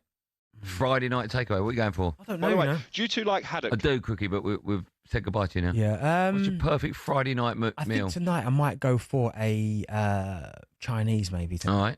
Yeah. Oh, you don't like Indian food, do you? You like Chinese, though? No, but I wouldn't mind maybe a little bit Greek, but now I'm going Chinese tonight, I think. All right. What is the perfect Friday night, I was going to say movie, food? What is it? Fish and chips are a great shout, but I'm Savoloin chips. Okay, you can do that. You've vinegar on it, don't you? Everything. A bit of acid, don't like that. When we come back, we're talking about, is it the biggest derby in the Premier League, the Wear Tyne derby? When these two meet, is it the biggest one? Yeah, it's the best one. I mean, the result, best one. But the atmosphere was the best I've ever played in. We'll talk about that. A big game, obviously, for both clubs. Which one will finish higher in the Premier League? 03717223344. That's where we go right after this.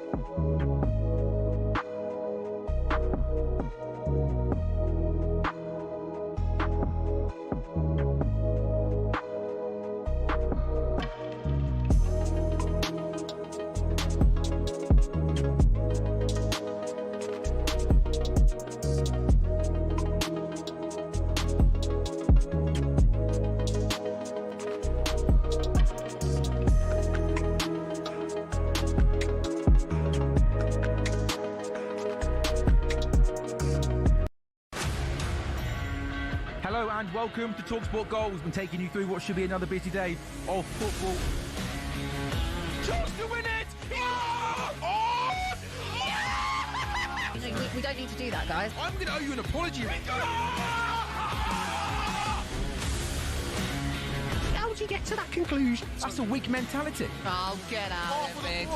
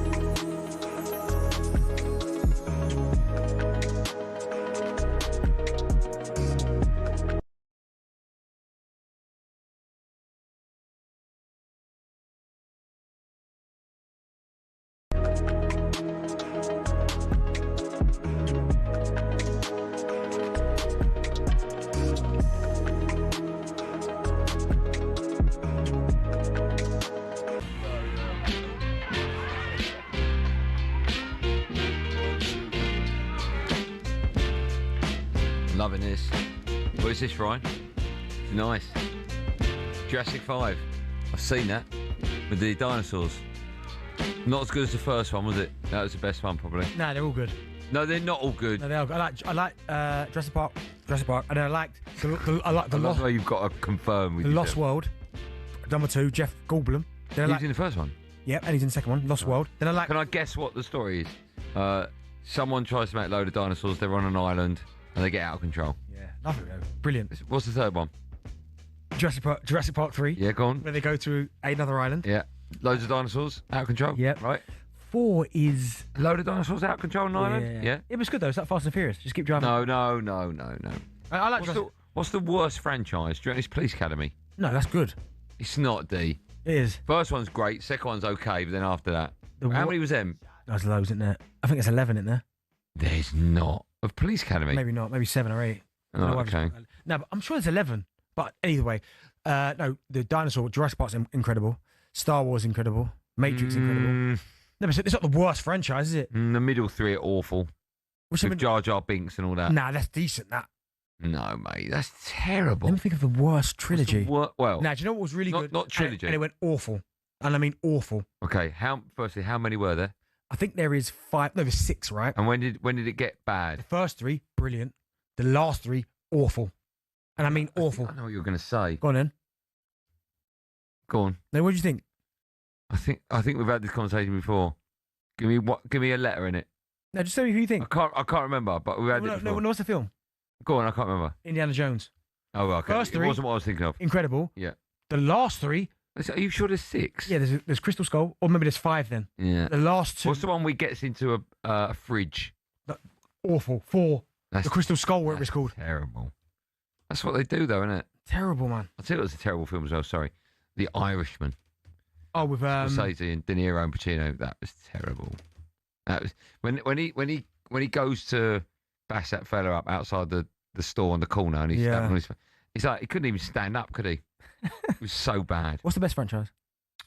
What for money? No, who you think? Well, the best franchise, Marvel probably, isn't it? Star Wars probably if you take the middle 3 out. Lord of the Rings. Unbelievable. Yeah. Okay. Glad we had that chat. That's all we've got time for. You listen to Drive and TalkSport. Me, Andy Goldstein, Darren Bent, and Just Eat, the app for all your delivery needs. Still to come, we're having some fun with the best of TalkSport. Just quickly, Spurs will try and sell Yves Bissouma in January after a series of disciplinary issues. Coventry gaffer Frank Lampard has won the 2nd successive Championship Manager of the Month award. Well done to he. And the first Premier League Weir Tyne derby for 9 years takes place on Sunday. Newcastle go to Sunderland, just 1 point. Blimey, separates the two sides going into the weekend. Sunderland, then 9th. Newcastle are 12th. Newcastle gaffer Eddie Howe has been speaking to the media. He was asked what this game means to him personally. Yeah, I think that it's always about the team, but I think, of course, you're well aware of your individual responsibilities. It means everything to me personally. I want to do the club, the city, our people proud. I want them to be proud of the team. I want them to be proud of the players. So that's my challenge over the next few days. What derbies would you have played in? You played in this one. What are you laughing at? Good God, Jurassic Park. Is Bentley 11 years old? The first one's all right, but after that it's a bit... Rush Hour was unbelievable. How many of them were there? 3. Funny. You like them? Yeah, funny. How many derbies you played in? So you played in North London? So I played in Tottenham Arsenal. Yeah. Ipswich Norwich. Yeah. Sunderland Newcastle. Sunderland Newcastle. Derby Forest. Yeah. I think that's it. Have you played Newcastle Sunderland, Sunderland Newcastle? You done both? Yeah, both, yeah. Okay. So out of all of them, which is the biggest? I mean, the biggest is always... North London. I always used to say for footballing quality at the time, I'd say, yeah, Tottenham Arsenal, yes. But I always felt like the more rivalry was Chelsea-Tottenham. Playing in that was more, I felt fierce. But atmosphere-wise, yeah, Sunderland Newcastle by some distance. Do you think, it's a big game for both of them, it's very rare that I thought I would start this conversation by saying Sunderland are above Newcastle at the moment. I think that's absolutely nuts, right? Yeah. For Sunderland fans, is this season all about, this season, not every season, this one, all about finishing above Newcastle? Is that success for them? No, their success would be staying up. That I think first and foremost, before you start thinking, oh yeah, let's we can do this, we can do that. First and foremost, and I know Sunderland currently right now 9th, absolutely flying, doing really well, 10 points above the relegation zone, got off to an unbelievable start, but still right now it's about survival. You survive, you get to mathematically safe, what a job Grealish Labry's done. He's got off to a great start, put himself in a great position. But I still think it's a bit early to be thinking, right, finish above Newcastle. And currently they are, but by 1 point. It's only 1 point. Now, I think Sunderland have got a great chance of finishing above Newcastle simply for the fact that Newcastle are in the Champions League. Yeah. Newcastle, do you know what I mean? The squad in terms of they're playing more games. Sunderland have got to really focus on, realistically, until the FA Cup starts, 1 game a week. Yeah. So they're able to kind of rotate and rest players. But, I mean, what I'm telling you now, it's so loud. That's the thing, because when I, obviously, playing in a derby, Ipswich Norwich when I was young, I think I was 17 at the time, 18. I remember playing this derby thinking, oh my goodness, like, it's huge. Like, this derby here is massive. Everyone in... Can't get bigger. Everyone in Suffolk talking about it. Then to scoring it, when we won at Carrow Road... To the winner? We won 2-0, scored the second one. Like, wow. Like, is that a winner? No, it's not a winner. Just scoring the shot off, jumped in the crowd. Incredible, right? Yeah. But I remember thinking after that, oh my goodness, it can't get bigger than this. And then I went to Charlton. I didn't really get to play in a derby because I think Palace is Charlton's and they were in the Championship. Okay. Then going to Tottenham, Arsenal, I went, oh my goodness, now this is where it's got a bit real now. Now we're talking. Did you win it? Yeah, 4-4, didn't I? Did you? Yeah, 4-4. So it's like... It wasn't Danny Rose outside the area game, was it? No, it was Bentley volley, that game, right? So I was like, oh my goodness, like this is, in terms of football quality, that was the one. But then for atmosphere, I remember Kieran Richardson and Anton talking to me about it and some of the other players. When you play at St James's Park for Sunderland, you could be this far away, I can't hear you. And I remember thinking, can't hear you talking. Well, I know you just done a joke, but I can't hear you. So for my first year... That's nuts, by the way. Yeah. It's that loud. My first year, they were in the Championship, so I didn't get to experience it. Then my second year at Sunderland, we play at their gaff, we get beat 5-1. It was, awful, but how loud it was in the warm-up. Like, I couldn't hear anything. That put you off? Didn't put you off, but they just played better than us. We started off the game better, but they, obviously, Kevin Nolan, I think, got hat-trick, was brilliant. When you scored, what was the score? 5-0 down. Scored 92nd minute. You celebrate? No. Got the ball at the net and ran back to halfway line, 92nd minute. Do you know what I mean? But then even at Sunderland as well, it was loud there. But in terms of atmosphere, that's the best one I played in. I want to take calls. We're a little bit over, so my fault. But I want to take calls from both Sunderland and Newcastle fans. Who will finish higher? Do you know what? I'm going to say Sunderland, you know. Because you believe it? Well, I hope so, for starters. You hope so. Okay, all right. We'll take your calls on that in just a moment. We weren't going to be doing that. We are now, so we've got a whole clear switchboard. So Sunderland and Newcastle fans, phone up, tell me how big this game is and what this game means to you, and if you think you're going to finish higher than the other one. 03717223344. Still to come, we'll be joined in the studio by French football journalist Juliand Lauron. Jimmy White joins us as well, but first it's time for no Googling. Ahead of that game, Newcastle-Sunderland, we want to know which two players scored the last time Newcastle and Sunderland met in the Premier League. It ended 1-1. Who scored for Sunderland? Who scored for Newcastle? The answer to that more is coming up after this.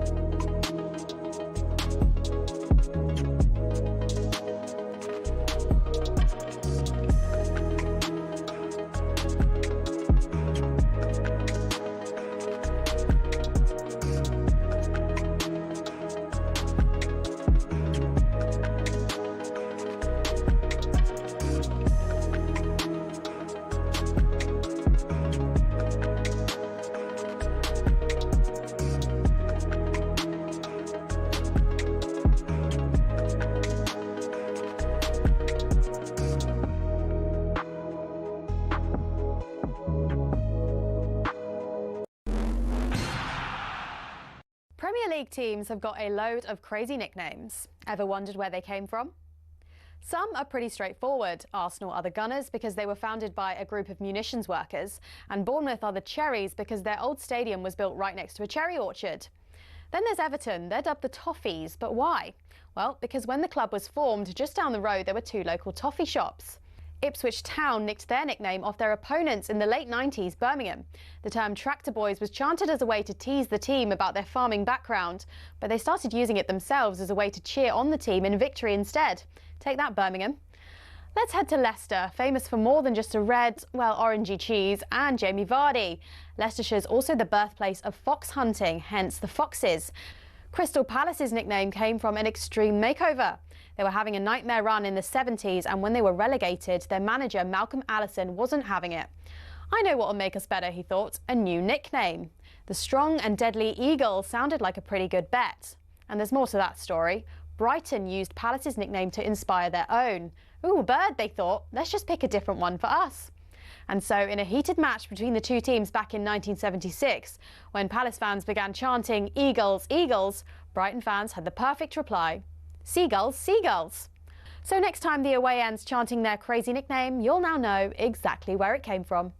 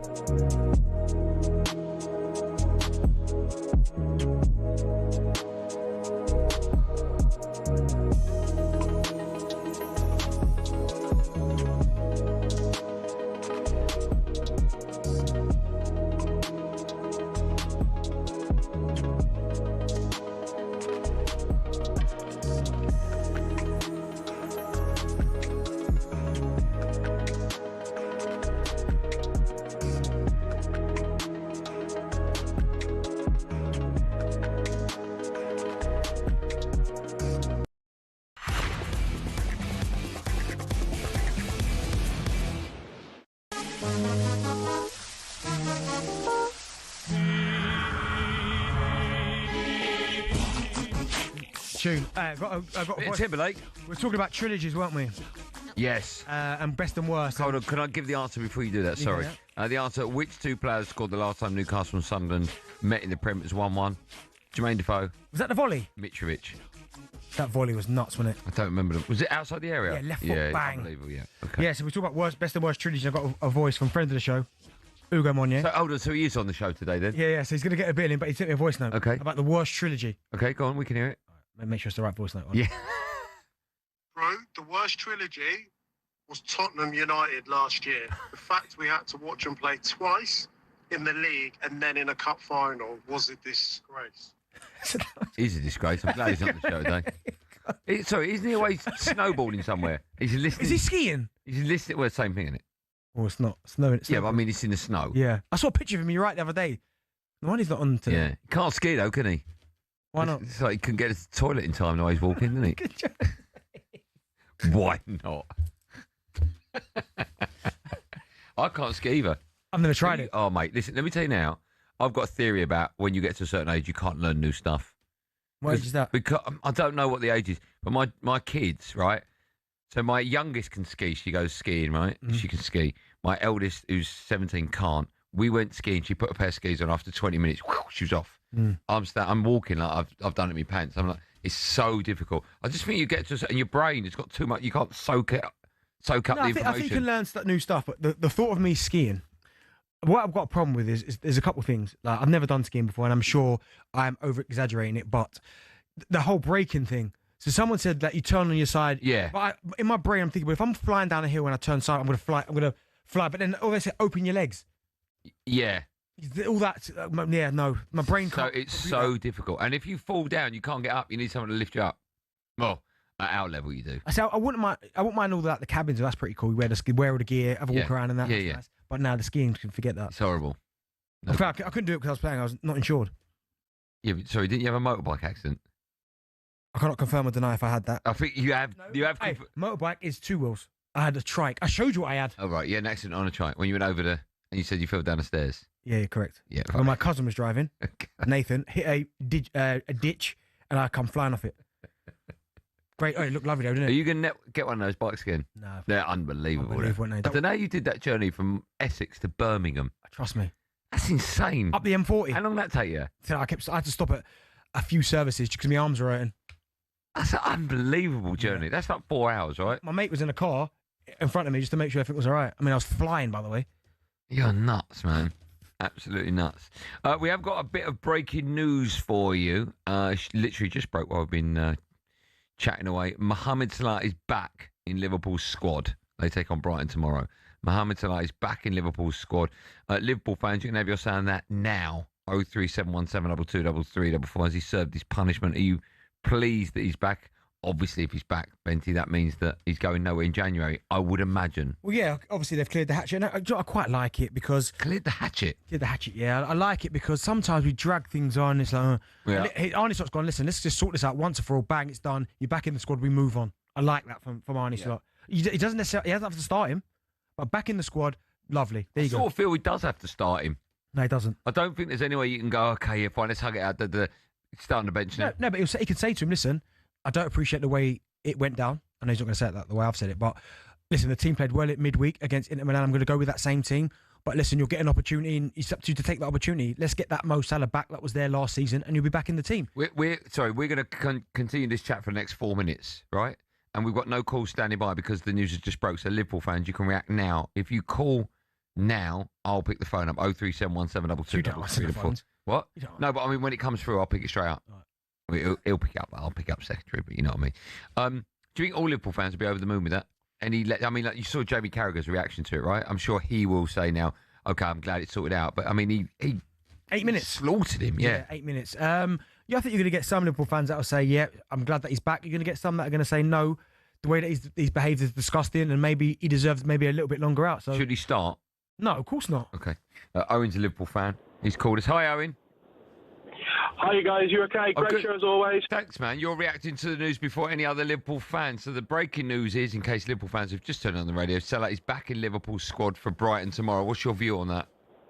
I'm buzzing, to be honest with you, because I feel like it's been a hectic week. It's been stressful for Liverpool fans, I think, so... You're pleased. Do you think he should start, or will he stay on the bench? I don't know about start, because I agree with what people have said throughout the week. He did deserve to be out the team. I do feel like he did throw his rattle out the pram a little bit. But he's too important to us. Like, we're not ready to move on from Salah yet, are we really? But you won your last game without him. I sort of feel as though the manager now is going to feel obliged to have to start him. You can't have that chat. No, he won't start him. No, but I just feel he might...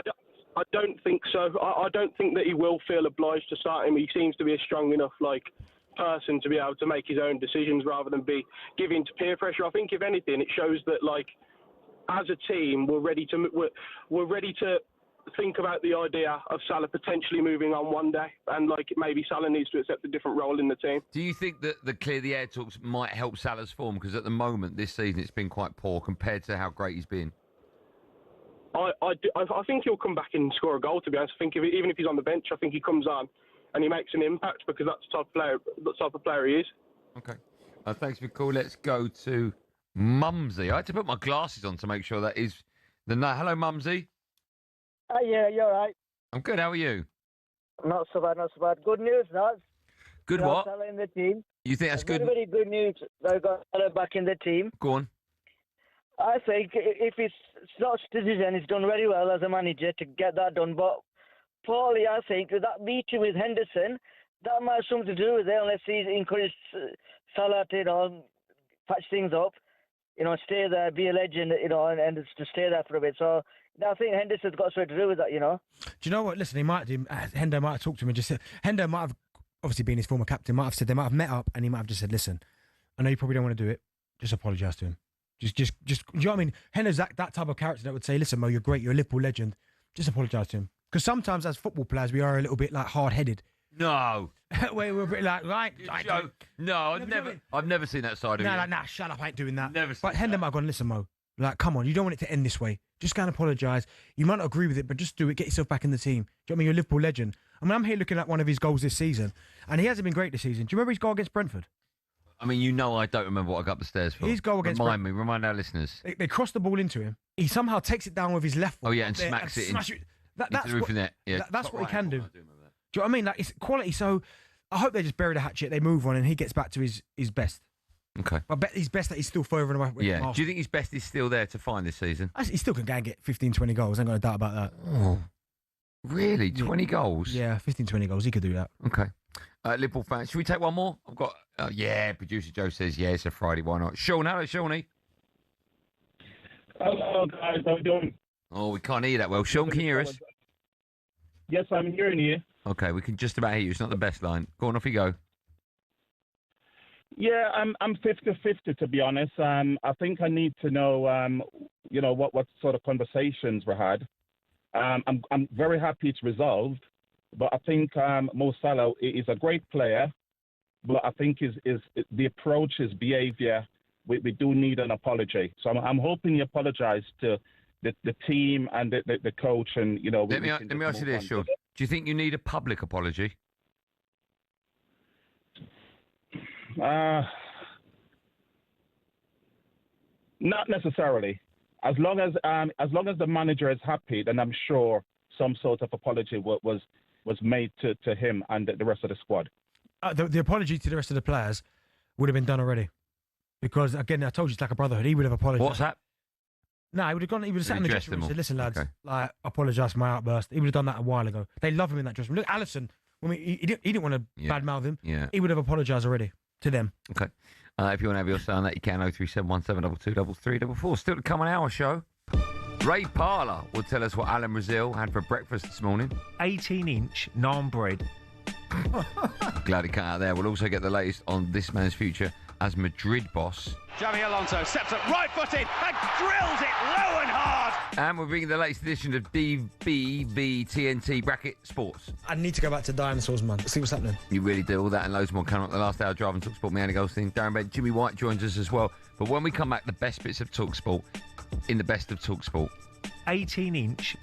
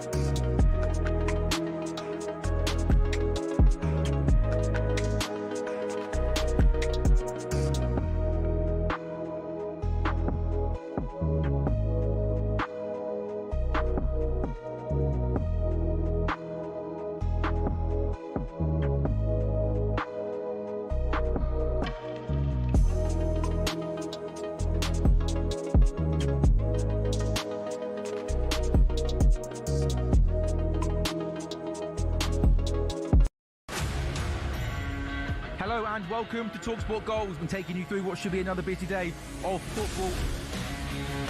Chance to win it! Oh! Oh! need to do that, guys. I'm going to owe you an apology. How do you get to that conclusion? That's a weak mentality. Oh, get out of it.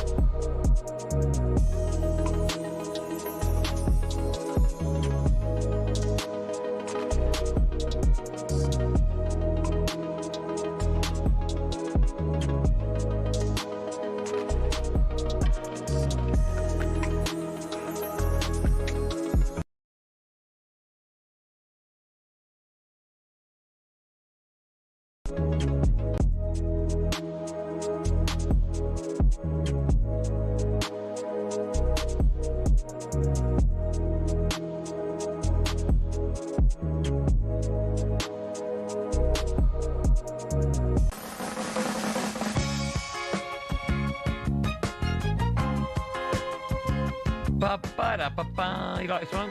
Listen to it again. It ain't easy till it's over. It ain't over till it's easy. It ain't over till it's that one. Yeah, who sang that? Who sang this? It ain't. Who was it? Oh, yeah, Lenny Kravitz, yeah. Oh, wow. Great tune. By the way, he's in some fine shape, that man. I don't know how old he is. He's 60, 55? He looks incredible, doesn't he? I know, I need to get back to the gym. You listen to Joel on talkSPORT with me, Andy Goldstein Darren Bent and Justy. What? Too much golf. Not enough golf. From vouchers to cash prizes to Champions League final tickets, there are millions of prizes to be won. When you place an order, 18 plus terms apply. Still to come, we'll get the latest on Xabi Alonso's future as Real Madrid boss. Just quickly, Mohamed Salah is in the Liverpool squad to face Brighton tomorrow. Right, time now for this. Step up to the Oki and win the ultimate VIP darts experience on talkSPORT. How about this? With the BDC World Darts Championship now underway, talkSPORT and Pitch Experiences are giving you the chance to be there at the event of the year, or the end of the year, 23rd of December. You and three mates could be living it large with platinum seats, fine dining, a complimentary bar, exclusive access to the 501 Lounge with Rush Spray. Then it's straight to your prime arena table for the best view in the house. Get ready for an unforgettable Ali Pali experience. Here's how to enter. For your chance to win, text the word DARTS, D-A-R-T-S, to 83338. 83338. A text will cost you £2 plus your standard network rate. Or you can call 0343 421 7508.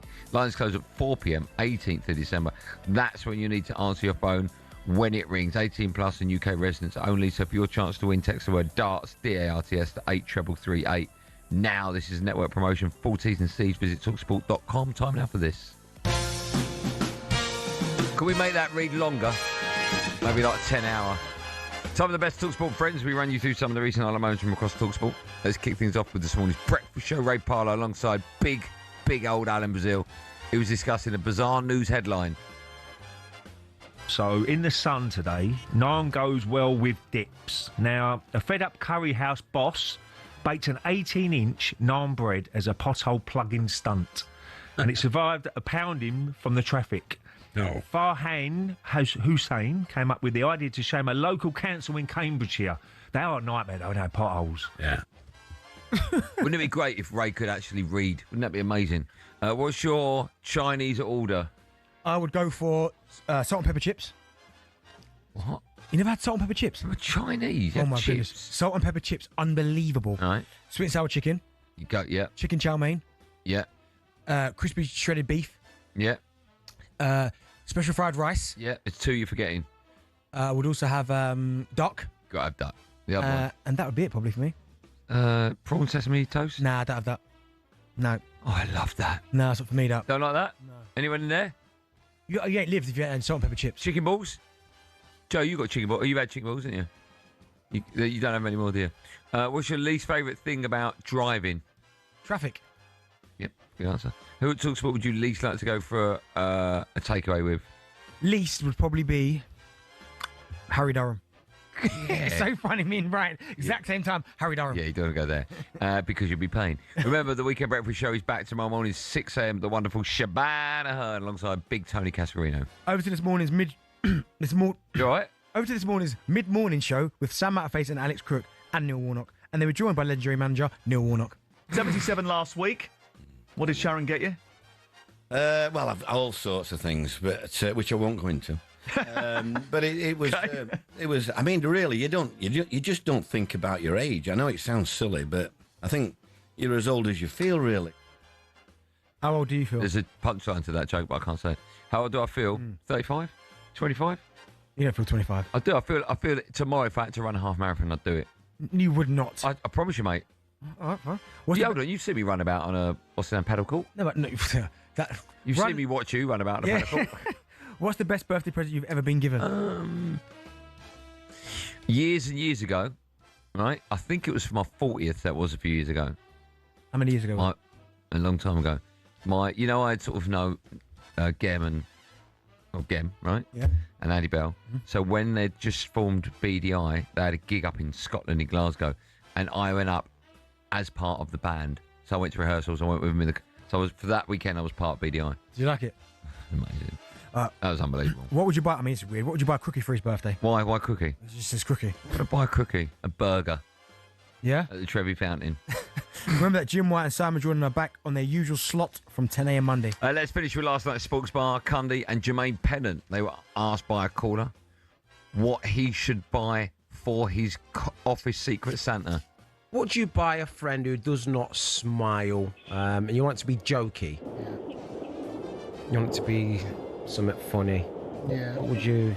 Do you know Jamie O'Hara? His biography? Cheer him up, Gemma. I think you might throw that one in the bin. Who at talkSPORT would have the most boring biography? Billy. Or autobiography. Yeah, every page would have one word on it. Yeah, Billy. Hi. So, today, yes, please. What would you buy me for a Secret Santa? Empty bottle of whiskey? No. Could you drunk it? Hey, Brawl cream. I know it'd wind you off if I did Why that. would you do that? You can get Goldstein's Golden Paste now at damonbarber.com. It's on sale. It has been on sale, Darren. Wait, to what? It was half price. Was it? Yeah. Did it sell out? It's sold, let me tell you that, my friend. It's sold. Where's the fruits of the label? Where's the What? Where's the I'm still. I get paid quarterly. Okay, I know. What's the best book you've ever? Have you ever read a book? Firstly, Yeah, I've read one back in the day. you I've haven't read a few. You have not read a book. The last book I read was You ain't- autobiography, Mike Tyson. It was incredible. Did you read it, or was it audio book? I read it Oh, when was that? 6-7 years ago. 6, 7? Yeah. Nah, but no, before that, Goosebumps. Remember them books? What? It's called Goosebumps. Unbelievable books, Sam. Do you mean Goosebumps? Yeah, Goosebumps. Same thing, right? No. Yeah, Goosebumps. What's it about? There's loads of different ones. What's one about? No, do you know what? I tell you what, sorry. I read one called Mannequin, right? It was incredible for book. I read it 2 or 3 times when I was younger. Sorry, I'm just being told these are kids' books. Yeah, they are. That's the last time I read a Potter book, other than Mike Tyson. Apart from Mike Tyson, have you read any other books, adult books? Nah, do you know what? I've started as well. I started Righties, and I love Righties. Just couldn't finish it. Yeah. I lose interest quickly. I've got a book about the paranormal in my room. I didn't buy it, just appeared one day. Make sure you download 21 Minutes to Go. Brand new podcast with me and Jason Cundy. This week's is unbelievable. And everyone that downloads it gets a free car. They don't. He loves that one. Of course, you can find all of our shows on the talkSPORT app. We can swipe between talkSPORT and talkSPORT 2 and all of the stations and miss a moment. When we come back, 2 superstars in the last hour. Juliand Lauron in the studio, Jimmy White on the blower. Make sure you join us for that.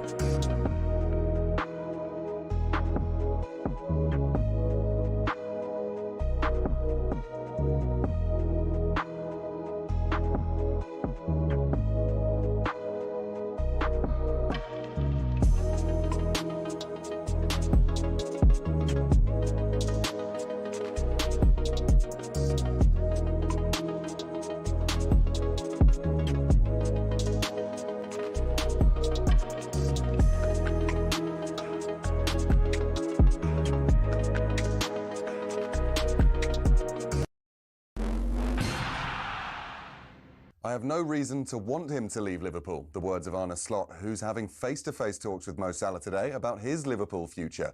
The Egyptian king had suggested tomorrow's game against Brighton could be his last for the club. But we've asked Slot, who made the call to drop Salah earlier this week. We've decided as a club, and I was part of that decision, not to take him towards the Inter Milan game. I'm always in contact with them, but when it comes to the decision-making of the lineup or the squad, they always leave that open to me. Elsewhere this Friday afternoon, Arsenal won't be selling Gabriel Jesus in January. That's according to Mikel Arteta. He returned to action this week after spending 332 days out with a knee injury. As Pep nears 10 years at City, his number 2, Kolo Touré, says the Spaniard isn't showing any signs of slowing down. The energy that he still has is incredible every day. The passion he brings in every meeting, in the training session, he's enjoying himself every single day. City are at Palace on Sunday. Elsewhere today, Evan Ferguson returning early from his loan at Roma is always an option for Brighton. That's according to Fabian Hertzler. Ferguson scored again in Roma's 3-0 win at Celtic as Wilfred Nancy tries to stay positive following his second loss on the spin. Neil Warnock isn't too sure about Nancy, though. You can't be flippant. He was almost flippant. He was almost, I'll do it my way and I'm not bothered about this. Well, you've got to care. You've got to... I just thought, like Ferguson said, they didn't look as though they knew what they were doing, did they? England fans are telling us the prices of World Cup tickets are putting them off heading across the pond next summer. Ian Holloway wants FIFA to explain why it costs so much. Just keeping humble, but what on earth is this all about? There is no justification for these prices. The cheapest ticket's nearly 200 quid. That is so wrong on any level. There is no need of it. talkSPORT understands the cheapest ticket for the final will cost more than £3,000. To F1 now, where Mohammed Ben Sulayem's been re-elected as the president of the FIA for a second term till 2029. And England may not want him, but Lancashire do. Sir James Anderson will be the Red Roses Red Bull captain next summer. He turns 44 in July.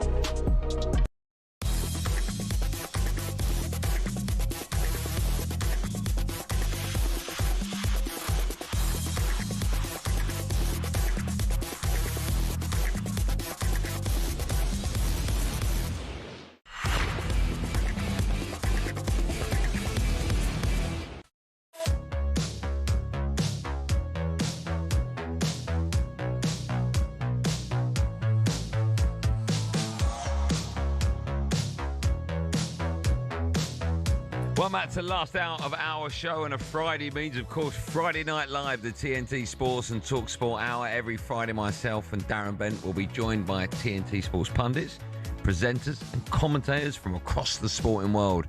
Football, rugby, cricket, MotoGP, tennis, UFC, and much, much more.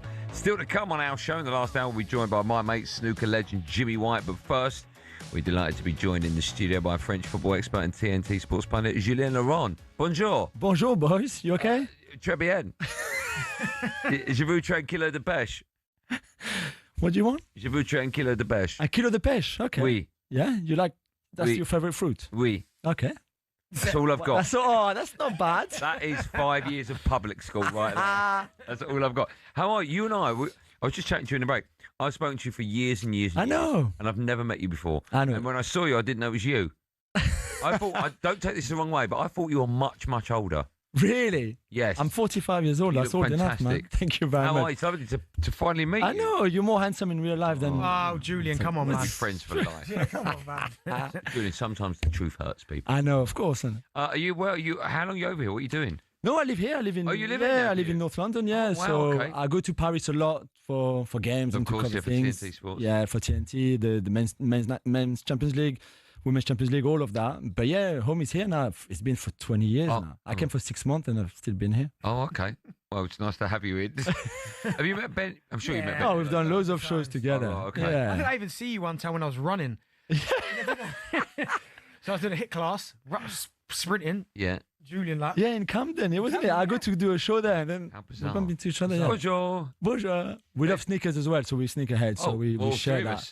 Yeah, you too as well. Yeah. Well, only since I've known Bentley. What have you got on you? I only have like Pata Air Max 1. Oh, okay, well, I know what they are. Not bad, yeah. You'd have said that a year ago, I wouldn't have a clue what you're talking about, but now I know. Oh, he's good, he's the best. He's the best. Annoyingly, yeah. I'll tell you how annoying it is. So I'm so obsessed with trainers, right? Yeah. So I'll get home and I'll sit on the couch, Mrs. will be watching Coronation Street or whatever, and I'll just have the iPad up and I'll be flicking through it, and then I'll spend half an hour going through trainers, right? Right. And I'll find a pound, oh my, they're unbelievable. One day maybe they'll like be £1 million away, and I'll text Benny going, you ever seen them? 10 minutes later, there'll be a picture of him holding them. Does he help you? Because one day he said to me, if you need any help, just tell me. I know people, I've got my guys. So one day I thought, I wanted this it's true, a Travis Scott. And he goes, let me get back to you. I'm still, my phone is still... Hey, I'm still trying to. He is a disgrace. I'm trying for him. No, it's hard. He must have so many people asking. Yeah. I'm trying for him. Julian, you got to the top of the list. Julian, there is no list. Let me tell you now, there ain't no list that you're top of. I know, top. Look, how long you got Betty? Ugo's on Everybody's top on his list. Ugo's on me as well. Why don't you just say people I can't do it? I'm trying. How long goes that, Julian? It's not easy. Julian, how long goes that? Maybe a year ago when we did a few of those Arsenal... Inside Gooners. Yeah, the YouTube show that we do. He told Farrell Williams he was going to give him a pair of trainers to raffle off. Still hasn't done it. That's coming. Julian's top of the list now. She's top of the list as well. You're top, then Farrell, then... Yeah. Sorry, Ugo. Then everyone else. But listen, last question on trainers, because I'm a little bit obsessed. What's your favourite pair? Travis Scott. Yeah, I love those. Which one? I just got the black ones. Nice. The fragment one are amazing. Just funny, sorry. I would never get them. The black Travis Scott, we saw them in when I took you to Flight Club. Yes. 10 grand. Yeah. Where are they going with that? They're not that much. No, they're not. Wait. You can get them for about 2 now. Yeah, probably. Much cheaper. Hey, listen to him now. You get 2. I'm right though, aren't I? I'm right though. I love that. Right, we've got lots to talk to you about. Let's start off by having a little look back on the weekend's Champions League action. Of course, it took place across TNT Sports. Real Madrid lost 2-1 at home to Man City. Reports suggesting that the manager, Xabi Alonso, has Sunday's game to save his job. Madrid have won 2 of their last 8 games. Now, you cover the Champions League for TNT Sports. You've seen plenty of Madrid. Can you see why Alonso is under so much pressure? Yeah, and I think a lot of people could say, it's so early, he's just arrived, he's trying to change a little bit the mindset of that team and the way they play, and that's probably where the problem is. When you come after Carlo Ancelotti and before that Zinedine Zidane, who are very much managers and not coaches per se, it's all about relationship with players and managing those egos, make sure that everybody's happy and all of that. And you go from that to Xabi Alonso, part of this new wave of coaches who are proper coaches. It's all about details and margins and structure. And when the ball is there, I want you to do this. And very much more demanding than could Carlo, really. And I'm not sure if this squad currently at Real Madrid is ready for that. I'm not even sure Florentino Perez is ready for that. I think he was very happy with a coach like Carlo. The problem is, if you move away from those new waves of coaches like Arteta, like Xabi Alonso, for example, those kind of guys, the Carlo Ancelottis of this world, they're not there anymore. No. This is the old generation. Zidane, Carlo, Del Bosque, those kind of guys. So I'm not sure where they would go, but it's not so much that Xabi Alonso is not good enough. It's just his style of manager is not maybe suited to this club where this is the biggest player power that you would ever see in Europe, bigger than anywhere else. The players decide very much what happens at Real Madrid, not the manager. Is it a case of the egos in this dressing room? Because they have got some big players, of course, and arguably one of the biggest is Vinicius Jr., and he's been brilliant. But I said it yesterday on the show, I feel like since he didn't win the Ballon d'Or, he hasn't been the same player as he was before that. Is he almost a problem as well for Xabi Alonso? Because they've got this kind of uneasy relationship. Yeah, do you remember the Clasico when he played really well and then stormed off when he saw his number, went straight to the dressing room, the tunnel, then came back up. But you could read on his lips that he was not happy in what he was saying. And we thought after that he would leave the club. And it seems like this still is not been resolved. But Xabi Alonso is not that kind of guy anyway. He's got his way, his methods, and then if you don't want to be part of it, then he doesn't really care that much. He's a very different guy to Carlo Ancelotti would be with Vinicius. And I can understand why Vini misses Carlo, no problem. But it's either you're on board with Xabi Alonso and his ideas and everybody goes in the same direction, or you have to change. In Spain, of course, you can't win, if you're Real Madrid, you can't win the Champions League and La Liga every single season, right? Because you've got Barcelona there to name but one. So you've got 2 of the biggest powerhouses in world football. So there will be seasons which one of them misses out. what gets you the sack or what saves your job if you're Real Madrid? Is it winning the league title or is it winning the Champions League? I think it's more what the players feel and what they want. And I think Florentino, players go straight, some of those bigger stars, go straight from them to Florentino, to your president. There's a lot of clubs where that doesn't happen. A guy in the dressing room can't get hold of the president to badmouth the coach. In there, that's why I talked about player power, because this is how that club is run. No problem. Florentino listens to the players. If they don't feel the manager, he goes, okay, we need a change here. I would rather keep Bellingham and Mbappe and Vinicius happy than have Xabi Alonso happy and the players unhappy. So this is it. And Can I ask, does he have any choice whatsoever in team selection? No. He doesn't? No. But then, for example, Fede Valverde, who's the club captain, who's been a great servant to that club, plays a right back because they've got so many injuries as well. And this is the other thing. They're losing and they're not winning games because they've got, I think, 10 or 11 players out between the suspensions and the injuries for this game against Alaves. So that's part of the problem. But Valverde plays a right back. He doesn't want to be there. He doesn't want to play there. He said many times. So he's not happy when Xabi Alonso plays him there. And it's very difficult, I think, for Xabi Alonso to try to get this team and those players to do what he wants.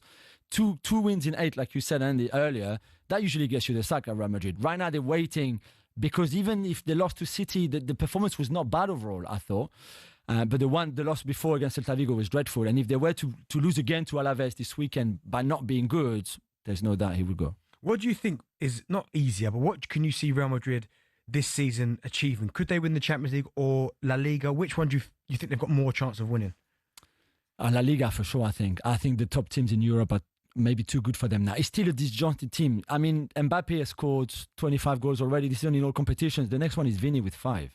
You just can't rely on one player like that. And again, it's give the ball to Mbappe and then he's going to do his thing and he's fine. Bellingham is still trying to find his best position in this new format, new system. Vini, as we said, is hot and cold and most than not happy. Rodrigo, we didn't see all season. He started against City and played well, to be fair, but then we hadn't seen him. Hendrick, the same. That midfield, how does he work? With Gula, with Chouameni, with Camavinga, where do you put Valverde? There's all those question marks, and until that's resolved, I don't think they will be able to cope with the top teams in Europe. We've got you for the full hour. Yeah. Okay, and we're going to talk to you for that full hour as well. We've got so much to do. I'm so excited you're in the studio with us. Thank you. Remember, TNT Sports is the only place to watch every big competition with over 700 matches broadcast live, including the UEFA Champions, Europa and Conference League, the Premier League, and the Men and Women's FA Cup. More from Julian when we come back, and the whirlwind Jimmy White will be joining us live after this.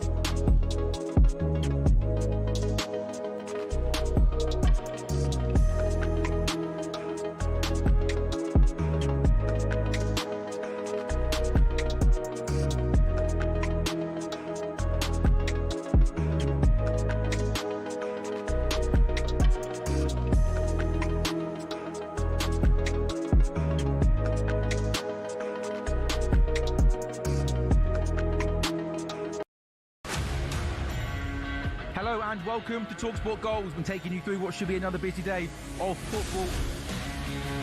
Chance to win it! We don't need to do that, guys. I'm going to owe you an apology. How would you get to that conclusion? That's a weak mentality. Oh, get out of it.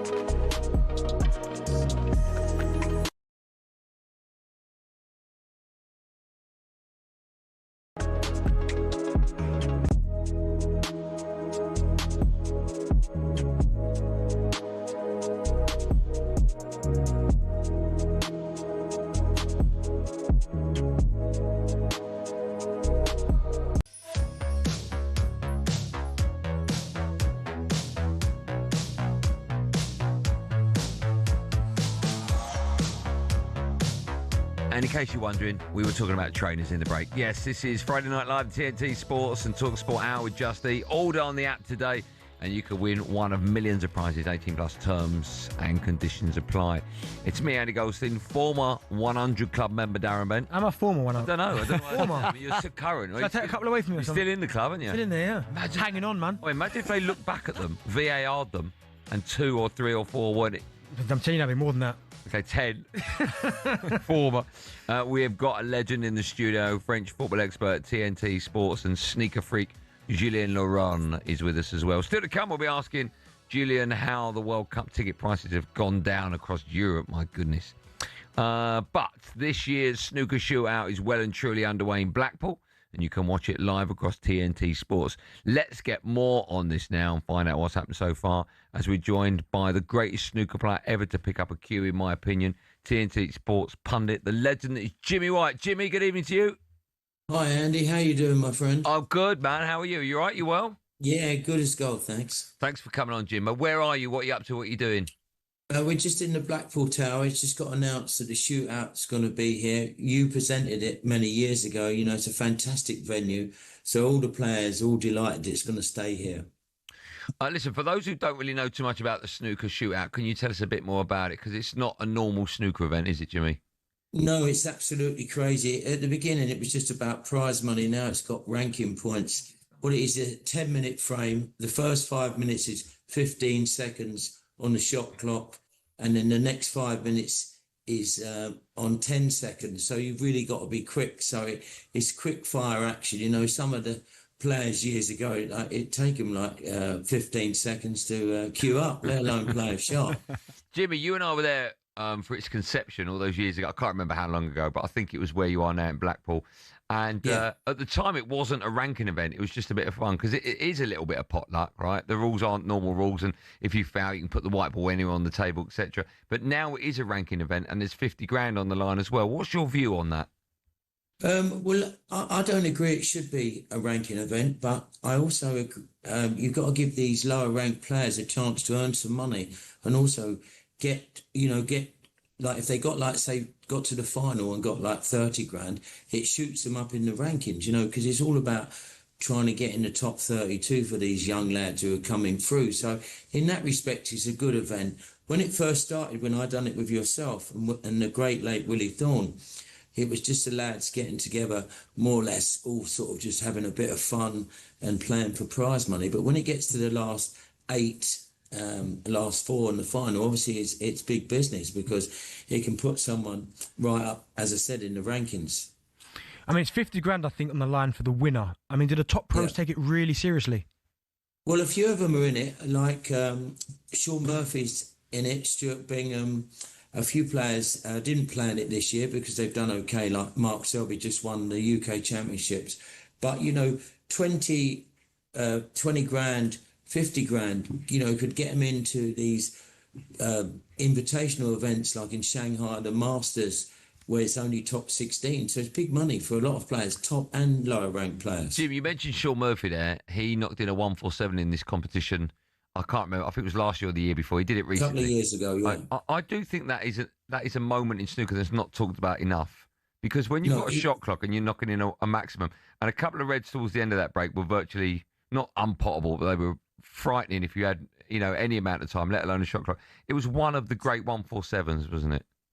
Make no mistake, we talk about Ronnie O'Sullivan's 147 in 5 minutes, 20 seconds. For Sean Murphy to do it in 10 minutes, it took him 8 minutes. But, under the noise of the crowd, because it's not like a normal snooker audience here. Everyone's shouting and screaming all the way through it, so it's a different environment altogether. So that was an absolute feat. I don't think that'll ever be done again.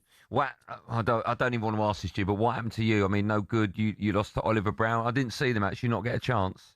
Well, I potted the brown, I smashed into all the reds, I potted the red in the middle, and then all of a sudden I'm stretching with the rest. At my age, I don't move that quick anymore either, Andy. So, I just missed the red on 13 and I didn't really get another go. But my snooker's good at the moment. I just opened a club in Woking called the Jimmy White Sports Lounge. So I'm practicing a lot more and, I'm enjoying that side of it as well. You know me, I still love the game. I can still make 147s, but I'm not as consistent as I was. What are your aims nowadays, Jim? Because snooker's getting tougher and tougher, right? And it is a young man's sport. So what are your aims now when you start a season? Listen, I love it. For me, it's, I can't wait. I know I'm going to go deep in one very soon. If I didn't think I couldn't win, I wouldn't play. And as I said, opening this club, it's given me sort of a new lease for practicing with some young players and, getting a game together. My ambition this year is to qualify for Sheffield. Okay. I mean, that would be fantastic if that happened. Let's talk about some of the young brigade coming through. Who's caught your eye so far? Well, Wuiza, he got beat today by Dave Gilbert. He's an absolute top-class player. Our world champion, Xing Tong, there's not a better ball striker. And O'Sullivan, during last year's World Championship, he got to the semi-finals, never played anyone who played any good against him. As soon as he played Ying Tong, he got beat, went away to Dubai, got a new cue, and he's been playing really well, but he's not been playing in enough tournaments, so he's not match sharp. But snooker's never been in a better shape. There's so many good players coming Let me ask you about his new cue. I'm getting deep here now, but I love snooker. I've heard him talk about this cue, right? And it was made by a fellow pro. I'm guessing you've had a little shot or two with it. Yeah. What's so amazing about it? Sonny Akani. Sorry, Andy, to interrupt. It's made by Sonny Akani. He made 2 147s in one match in Saudi Arabia. We know how good O'Sullivan is, and make no mistake, he's happy with his cue. So he'll be there or thereabouts coming to the Masters and the World Championships. Okay, a couple of questions, then I'll let you go, Jimmy. Looking back at the UK from last weekend, we saw Selby beat Judd Trump. I know that Selby's been talking about the possibility of maybe a 5th world title. Has he got a 5th in him? Could he get to 7 and equal Stephen and Ronnie's, do you think? Well, I don't see why he couldn't win another one. You've only got to be sort of consistent for them 17 days. I got to 6 finals and got pipped. But with Mark Selby, the way he's been playing, won the champions.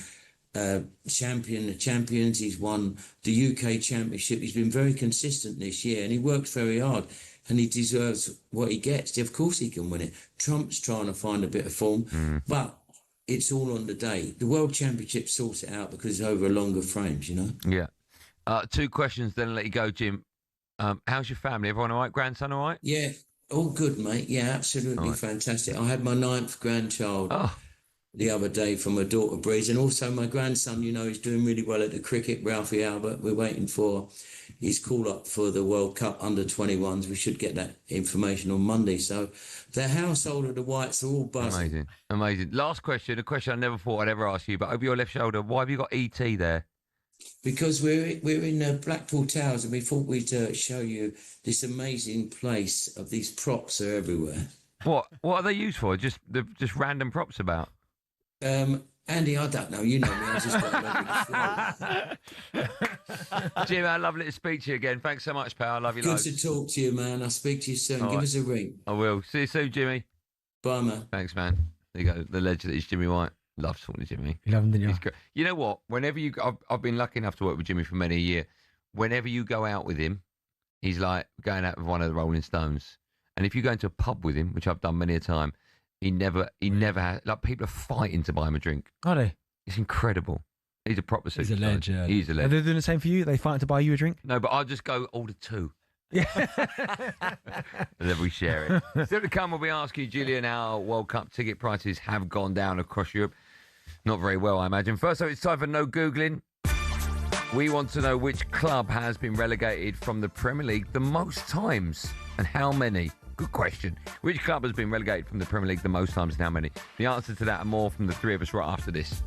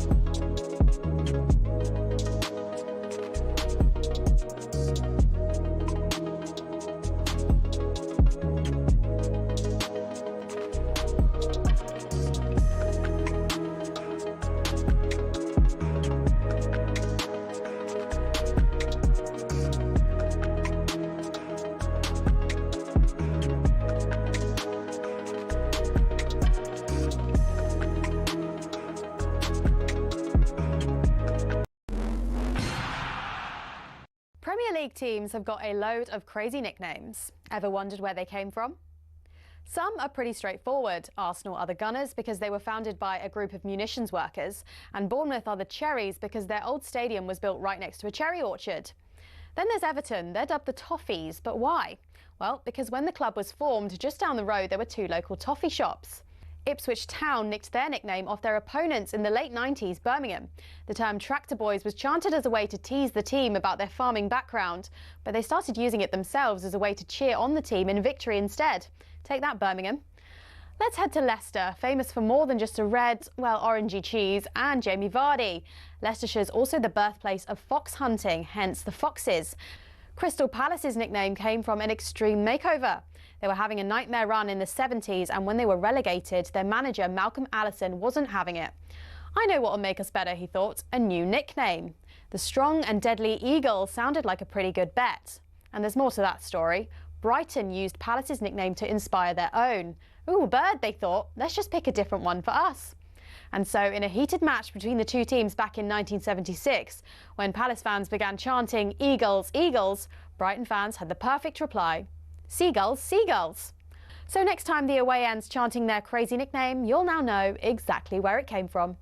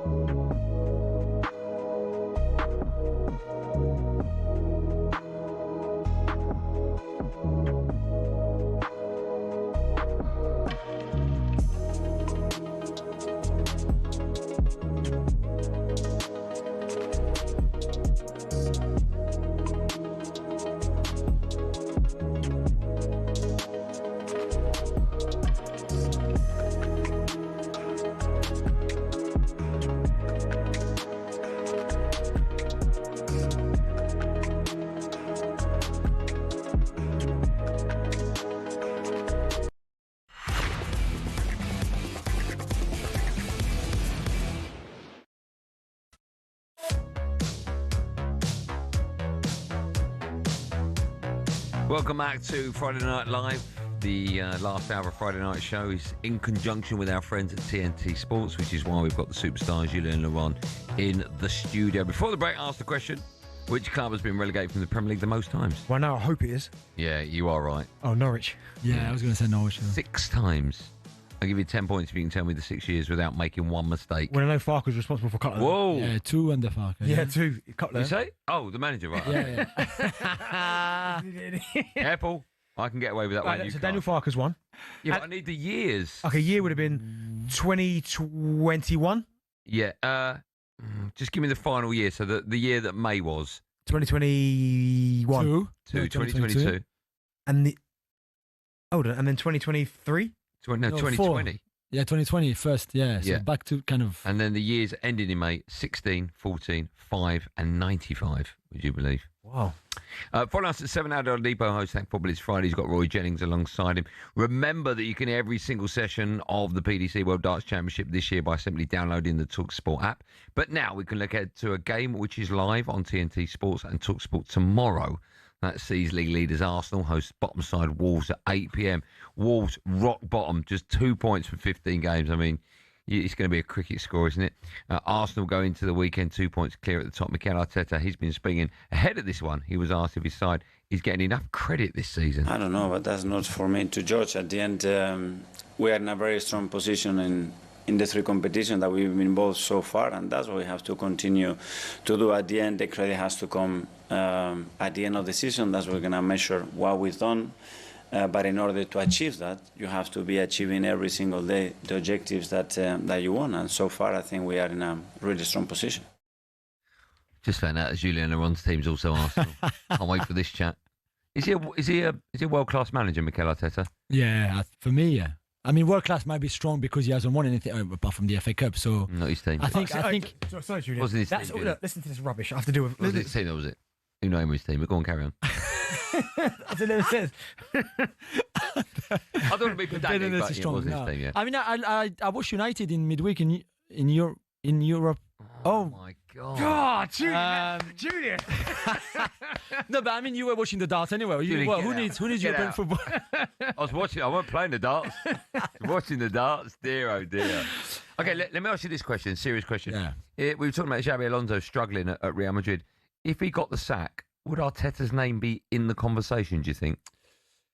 So I would say yes for the level that he's at a manager. But then you would take the same profile of manager than Xabi Alonso, who you have sacked because it was not working, and you bring Arteta in. So I think if they sack Alonso, is to go to a different direction, more towards the kind of Carlo Ancelotti profile, which is not Mikel. Mikel is like Xabi Alonso. They're twins when you think about structure, organization, all that kind of stuff in that sense. So I think he would be on the if he ever leaves Arsenal, he would be on the radar of top clubs like a Barcelona, for example, where he obviously played before, like a PSG where he played before as well.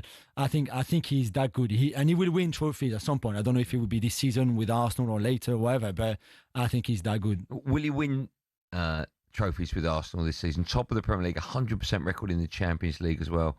Are you surprised how good Arsenal have been this season? No, personally, I haven't. You've seen the progress since, especially in the last 3 years. And I know they came close in the league and second is not good enough. I get that. But you've seen how he's developed players individually, how collectively this team has gone to this level, to reach this level, because they're a machine. I mean, what he wants of them, and maybe sometimes he's a little bit even too demanding, I think, in what he wants from them on a daily basis, on an hour basis even. But he's that kind of manager. He just has his eyes on everything of what they do at the training ground in games. I think the only thing that can maybe stop them is injuries, again, which is the same for everyone, not just Arsenal. But because they have a bit of history there from the last few seasons and from the start of this season, I think that's the only thing for me that could derail that machine. Let me ask you then, because a lot's been made of Victor Gyökeres. I like him and I know he will come good, but there is a concern that when Havertz comes back, Havertz is more suited to play in this Arsenal team. Where do you stand on that? Because I want it to work for Gyökeres, I really do. Yeah, I think it will work. I think it depends on the opposition, and I think that's the approach that Arteta will take. So Merino, Havertz especially as a 9, will drop a lot. So if you play against a really low block, there's no space to run in behind, and that's not Merino or Havertz's game. They're good for you. And I think Merino is such an underrated player. He's so smart, one of the smartest players in the Premier League. If you need the physicality and the kind of running and the relentless of Gyökeres in some games, he'll be perfect for that. He might not get 40 goals a season, he might just get 15 or 20, but he will do so many other things that help this team around, for Saka to score, for Martinelli, for Trossard to score. People have talked about how good Trossard has been this season. He's been that good because Gyökeres has helped him massively develop that side of his game of goal scoring. If Havertz had been the number 9, Trossard wouldn't have had the start of the season that he's had, I think. Let me ask you this. Name your front 6 when everyone's fit. Front 6? Yeah. So we're back 5 when everyone's fit picks itself, right? Yeah. I'm asking that because I'm curious as to who you put in the 10 and who you put either side. So I still keep Odegaard there. So Zubimendi, Rice, Odegaard, for me, that midfield is incredible. Just complement each other so well. The way they play with each other, I think Zubimendi has been a great addition to this team. Then Saka, obviously. Do you think Zubimendi is better than Partey was in that role? Yeah, definitely. Okay. The reading of the game, and I know Zubimendi is not as strong maybe physically than Partey was, or other number 6s, or even Rice himself, but his understanding of the game and reading of the game is world class. I don't think there's many players. You see all his interceptions, the way he reads the game, his awareness on where the ball is going to go. He's incredible. Okay. Him and Rice just pair so well together. Odegaard, I think he's still very creative, and I know last season was not good, but I still think he's there. I'll put Eze on the left. And I have him coming inside a lot and having a bit of that freedom, because I think Calafiori as a left back brings so much to this team in all the kind of freedom that he has, that Arteta has given him. And then Gyökeres as a 9 or Havertz. I don't mind even rotation between them two. Do you think, because Bent and I were talking about this the other day about England, and Noni Madueke, he's been in fine form. That goal he scored midweek was fantastic. Yeah. Do you think he starts over Saka for England? No. You don't? No. I think Saka for me, he's world class. And Madueke is not world class yet at the level of Saka, but he's a very good player to have in your squad. He can start, he can come off the bench with the same impact on the game. He can play on the left, he can play on the right. I think he's got everything, but Saka for me is still above him. What do you think that the one thing is? Because Andy's asked me this question before, and the only thing I can think of when he says, because Arsenal for me right now are the informed team. They look brilliant in the Champions League, they look good in the Premier League. He said to me before, what's the one thing that could derail Arsenal this season from winning either the Champions League or the league? And I said pressure. What do you think? Yeah, maybe. I'm not sure about this pressure. I don't believe in that kind of thing. I think they've learned a lot from the last 2 seasons where they came so close and they were so disappointed. Some of the boys were just like, how have we not won this? And I think more than the pressure is the hunger that they've had. And Mikel is so good for that. And I know it might not be everybody's cup of tea, but he thinks outside of the box a lot. In team meetings, in how to prepare a game. He would come up with some ideas to get all those players connected, aware, switched on at all time. He's got all these things, all these great ideas, which I think are great. And I think this is more than the pressure. This is, for me, it's only injuries that could derail them. Okay. I don't believe in pressure. 2 questions with yes or no, and then I need a score prediction. Will Arsenal win the Premier League? Yes. Will they win the Champions League? No. What will the score be tomorrow? 3-0. DB? Can you ask me a question? Are you on the same three? Yeah. Will Arsenal with the Prem? Yes. Champions League? Yes. What will the score be tomorrow? 5-0. Okay. Just for the record, I hope you win nothing. A reminder that Arsenal against Wolves is live on TNT Sports tomorrow evening. Kicks off at 8 p.m. You don't want me to come in if Arsenal have won the double. No, I'll tell you that right now. Well, I won't be coming in. Honestly, I swear. I won't be coming in. I'll be swapping with Paul Ross for a year. Right, let's go back to what we were talking about at the top of the show. I'd love to get your view on this, Julian. That is the fact that fans hoping to attend next year's World Cup final face paying thousands of pounds for even the cheapest ticket. So just to remind you, the cheapest one you can get if you're an England fan, England get to the final, will be 3,119. These are, by the way, these are not on the black market. No, yeah, this is if you go to the website and you want to buy a ticket and you're lucky enough to even have a chance of getting one. Now, we heard a lot of callers saying that they felt it was absolute outrage that this was the price. I would imagine every English football fan thinks exactly the same. Is it the same across Europe with regards to pricing and the feeling? Yeah, absolutely. And again, I think the mentality in the US is very different. You were at the draw together, you spend a week there, you've been to the US many times before. Their mentality around tickets is different. The tickets for the Super Bowl are super expensive, far more than the Champions League final here in Europe, for example, when you could compare being kind of a bit the same if you want. So the Americans are used to spending a lot of money to go to those events, NBA finals, Super Bowl finals, everything you want. Even their pay-per-view boxing is crazy. Yeah, it's crazy. Far more. Yeah, absolutely. So this is their mentality. However, I think you also need to read the room. If you are the organizer, if you are FIFA, if you are Donald Trump, if you are all those people, because it's very different for us in Europe, and in France it's even different than you here in England, because you're passionate here. So you will take 50,000, 70,000 fans in the US, regardless. A lot of them might not have tickets. A lot of them are ready to spend that money. Others are not. In France, it's very different. We love football, but we're not as passionate as you are. So on top of that, if those prices are that high, French people won't go. You would have 2,000, maybe 5 at best. But that's it, because... So you think games will look half empty then on the telly in the stadium? Or the French won't go, but they'll still be sold to other football fans? I think what might happen is what we saw at the Club World Cup. Those dynamic pricing, so the prices are really high. But then when nobody has bought them the day before the game, then they can start being down because they can't have empty stadiums there. And at that price, I'm not sure... You sell out all those games. Like, who's going to go to some of the smaller side if the ticket starts at $500? Nobody. No, so I could see I think as Julian was saying there, I think with Americans, because they love their sports, I think you're going to find a lot at the stadiums, neutral fans. Yeah. Because for certain nations, it's so expensive to go and buy a ticket. You're going to get people that are going, do you know what? Rock up on the day. I really want to go and watch the World Cup. And they might not support either of the countries, but just go just to watch it. So I think they will fill the stadiums, but you're going to get a lot of neutral fans as opposed to English fans or French fans or Panama fans. You know what I mean? And if it was just the tickets, but everything would be expensive. Oh. The prices for hotel rooms already for the England fans that have been looking are outrageous. They put all the prices up. Flights already up. Okay. So if it was just the tickets and the rest was affordable, you could say, okay, I do the sacrifice, I'll go. But everything would be so expensive. Let me ask you this, because we were chatting about this and so much more this morning at the top of the show. Ben is an Arsenal fan, you're an Arsenal fan. He would rather see Arsenal in the Champions League final than England in a World Cup final. You got France. Yeah, but he's different. France has got to many a World Cup. I know. Yeah. So you've been to see France. Yeah. I wish you could have shared my experience. And Andy was there, 66. But he was a ball boy. He was there. You were there. Both of you watch it. What if you had the opportunity this season to go and watch Arsenal win their first Champions League ever, or France win another World Cup? What would you choose? I'll go for Arsenal in Champions League. Like I was there for the PSG winning the Champions League, and I was 2 of our 3 children were there. It was my cousins were there, my best friend. It was the best thing ever. Really best thing ever. Which one was? Sorry, what was? The PSG Champions League final in Munich against Inter Milan. That was incredible. Okay. But the World Cup final in 2018 was great. 2022, obviously, not so good because of what happened. But 2018 was great. But I think it's also who you share it with, who you go with, all that kind of stuff. If you're there for work or if you can enjoy it. But yeah, I will take Arsenal in the Champions League. I find that amazing. Sorry, have you been to the last 2 World Cup finals? Yeah. Oh, goodness, and the one in 06 as well.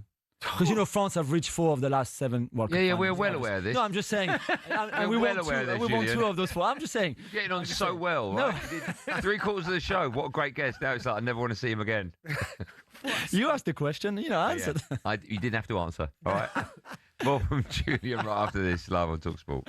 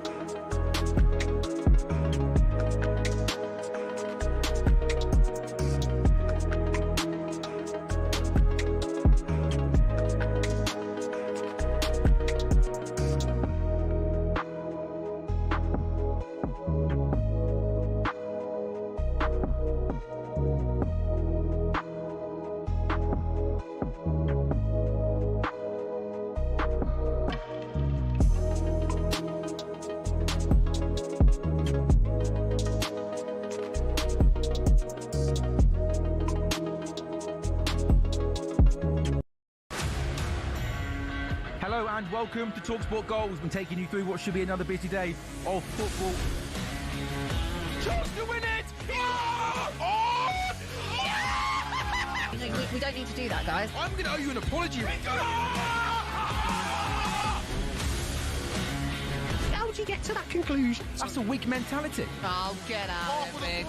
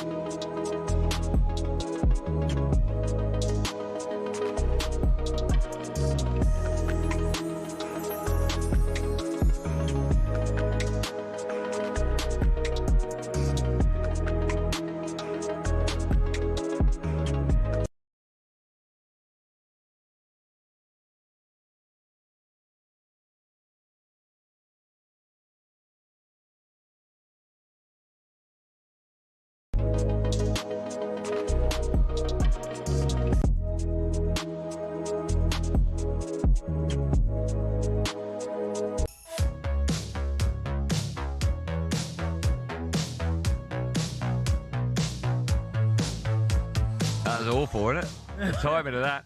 Welcome back to the last part of Friday Night Live, TNT Sports and talkSPORT Hour. We just eat. Right now, there are millions of prizes to be won, from Champions League final tickets to £1,000 cash when you place an order on the app. 18 plus terms apply. It is me, Andy Goldstein, 100 Club member Darren Bent, and our friend for the evening, French football superstar, TNT Sports Legend. Thank you. Legend Juliand Lauron, although he was before he started mouthing off about Arsenal, mate.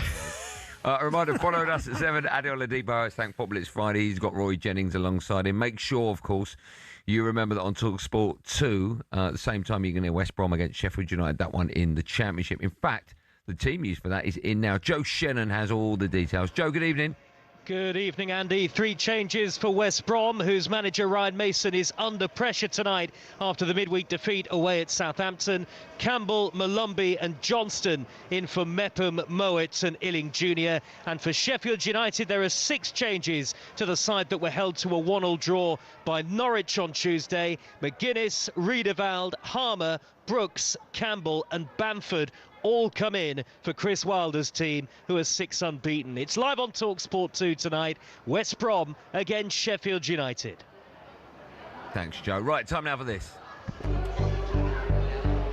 Cheers, mate. Thank you. It is tight and tense. We're flying and our fists are punching. DB versus TNT. What drama on talkSPORT, just when you think you've seen it all. Good night. Yeah, thank you as well, Joe. This is our feature, DBV TNT Sports, where each week on Friday Night Live, Premier League 100 Club member Darren Bent has been pitting himself against our special studio guest from TNT Sports. This week, of course, we've got the superstar that is Juliand Lauron. Now, every Friday, they'll be predicting some of the biggest games from the weekend. If they correctly predict the result, they'll be given a point. If they get the score in the game bang on, they'll earn a massive 3 points. We'll be tallying up the scores throughout the season with TNT Sports expert pundits working together to beat our very own DB. Fingers crossed. Now, when we played this a couple of weeks, I think it was last week. No, it was in America last week. Oh, we didn't do it then? No. Hugo Monye scored a massive 0. Wow. He couldn't have got any worse for him. 0 points for Hugo Monye. Stick to rugby. Meanwhile, Danny Murphy stood in for DB and got 2 scores bang on. Wow. That's incredible. To add an incredible 6 points to Darren Bent's score. Annoyingly, that means the score currently is DB 38, TNT 27. Well, 32 it should be really, because, you know. I think 32, 5-point gap. Why 32? Because Danny Murphy got 6, you said. It's not DB. It's not DB. It was Julian, DM. It's the first sensible thing you've said. Trebian, 32, 27. All right. Can we change that in the back? It's our game. We do what we want. Right, Julian and Darren, you've got, it says here 30 seconds. Give us as long as you want. We've got about 4 minutes on this. So the games are, have you written your scores down? Yeah. Okay, good. Tomorrow at 8 p.m, not so sure I'm a fan of Saturday night kickoffs, but either way, we've got one 8 p.m, Arsenal against Wolves, a game that's live on TNT Sports and, of course, talkSPORT. Julian, you are the guest. What are you thinking? Yeah, 3-0, like I said earlier. I think 3. Okay. It's that simple. You've just gone straight into it. Yeah. Wolves are awful at the moment, aren't they? They are only one of two teams in the big 5 leagues who haven't won. Fiorentina is the other one in the league. Everybody else has at least one win, apart from Wolves and Fiorentina. They've been so bad. It won't be coming That's why it's the big bucks. Although they were 1-1 against United. You know what? I think 38's better than. Let's put it back to 37, shall we? 37-27. There you go. Cost yourself 5 points. Benny, what are you going for? 5-0 Arsenal. I'm going to put you down as another 10 points. I just think that Wolves, what I saw against Man United, although they were made to look good the second part of the first half, Arsenal, I just think 5-0 after the 3-0 at Club Brugge.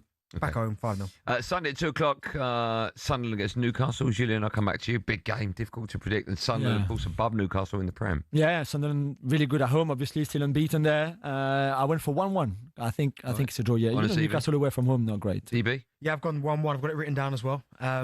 These games are quite tight. They always are tight. Yeah. Obviously, they weren't when I played. But let's spend a bit of time talking about the final one here. Sunday at 2 o'clock. I think this is a fascinating game. Such a tough one to predict. Crystal Palace flying high against Man City. Julian? I went for a City win, 2-1.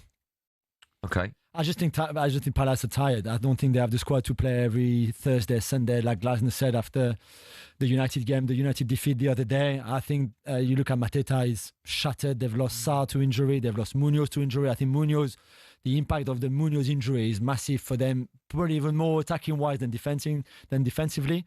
And I don't think it'd be the same for them. So yeah, I went for City 2-1. Okay. Yeah. What are you going for? I'm going Palace. I had written down 3-1. But then Julian made me change a little bit, so I've gone 2-1 Crystal Palace. I think they'll find something from somewhere. Wow. I think Mateta will be back. It was a doubt with a slight knock, unless Julian knows. Yeah, no, that's true, yeah. Okay. But I think they'll win 2-1. Julian, let me ask you about Ryan Shirky. City got him on the cheap from Lyon over the summer. I mean, you, me, Benty and producer Joe were talking about just how naturally gifted he is. Incredible. He's up there with some of the best on the planet, right? I'm not overdoing it with No, absolutely not. I mean, somebody who takes corners with his right foot on one side to be in swinger, and then the other side with his left foot to be in swinger as well. He's just with the same qualities. Is remarkable. Obviously, the Rabona assist for Foden last week was special, even if Pep didn't really like it, and that's one for another time. If you allow your players to be that creative, as long as it works, but when it doesn't work, you're not happy. I get that. But to give you some of the mindset of Ryan is he could have crossed that ball with his left foot because he's as good as with his right foot after the little hook.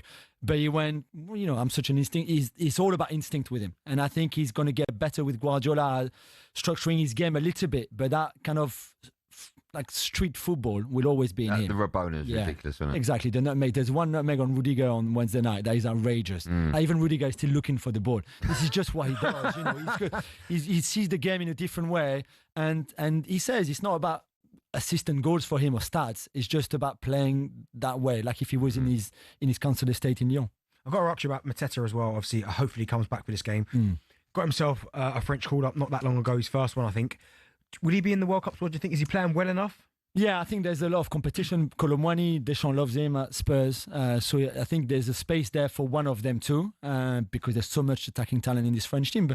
But I'm so happy for Jean-Philippe because his career has gone through a different, difficult type. It's not the usual trajectory that you could have when you go to an academy, make your debut as 18, etc., etc. And even at Palace at the beginning, they didn't really fancy him. It was, a lot of fans didn't want him there. And the way he's reached that top, I think is credit to him because he's been outstanding. But you've been outstanding. Well, my only problem with what's happened over the last hour is the fact the hour's gone a little bit too quick because it's been a real pleasure having you in the studio. Will you promise me you'll come back? Anytime. We seem to have Ugo Monye every single week. Let's dump Ugo for a couple of weeks. We love Ugo, but you've been brilliant. Oh, thank you so much. Thank you so much for your time. Thank you. Betty, that's all we've got time for. Good work, Sunshine. We'll be back on Monday at 4 o'clock for more of the same. Have a great weekend. Be safe, everyone. Be safe.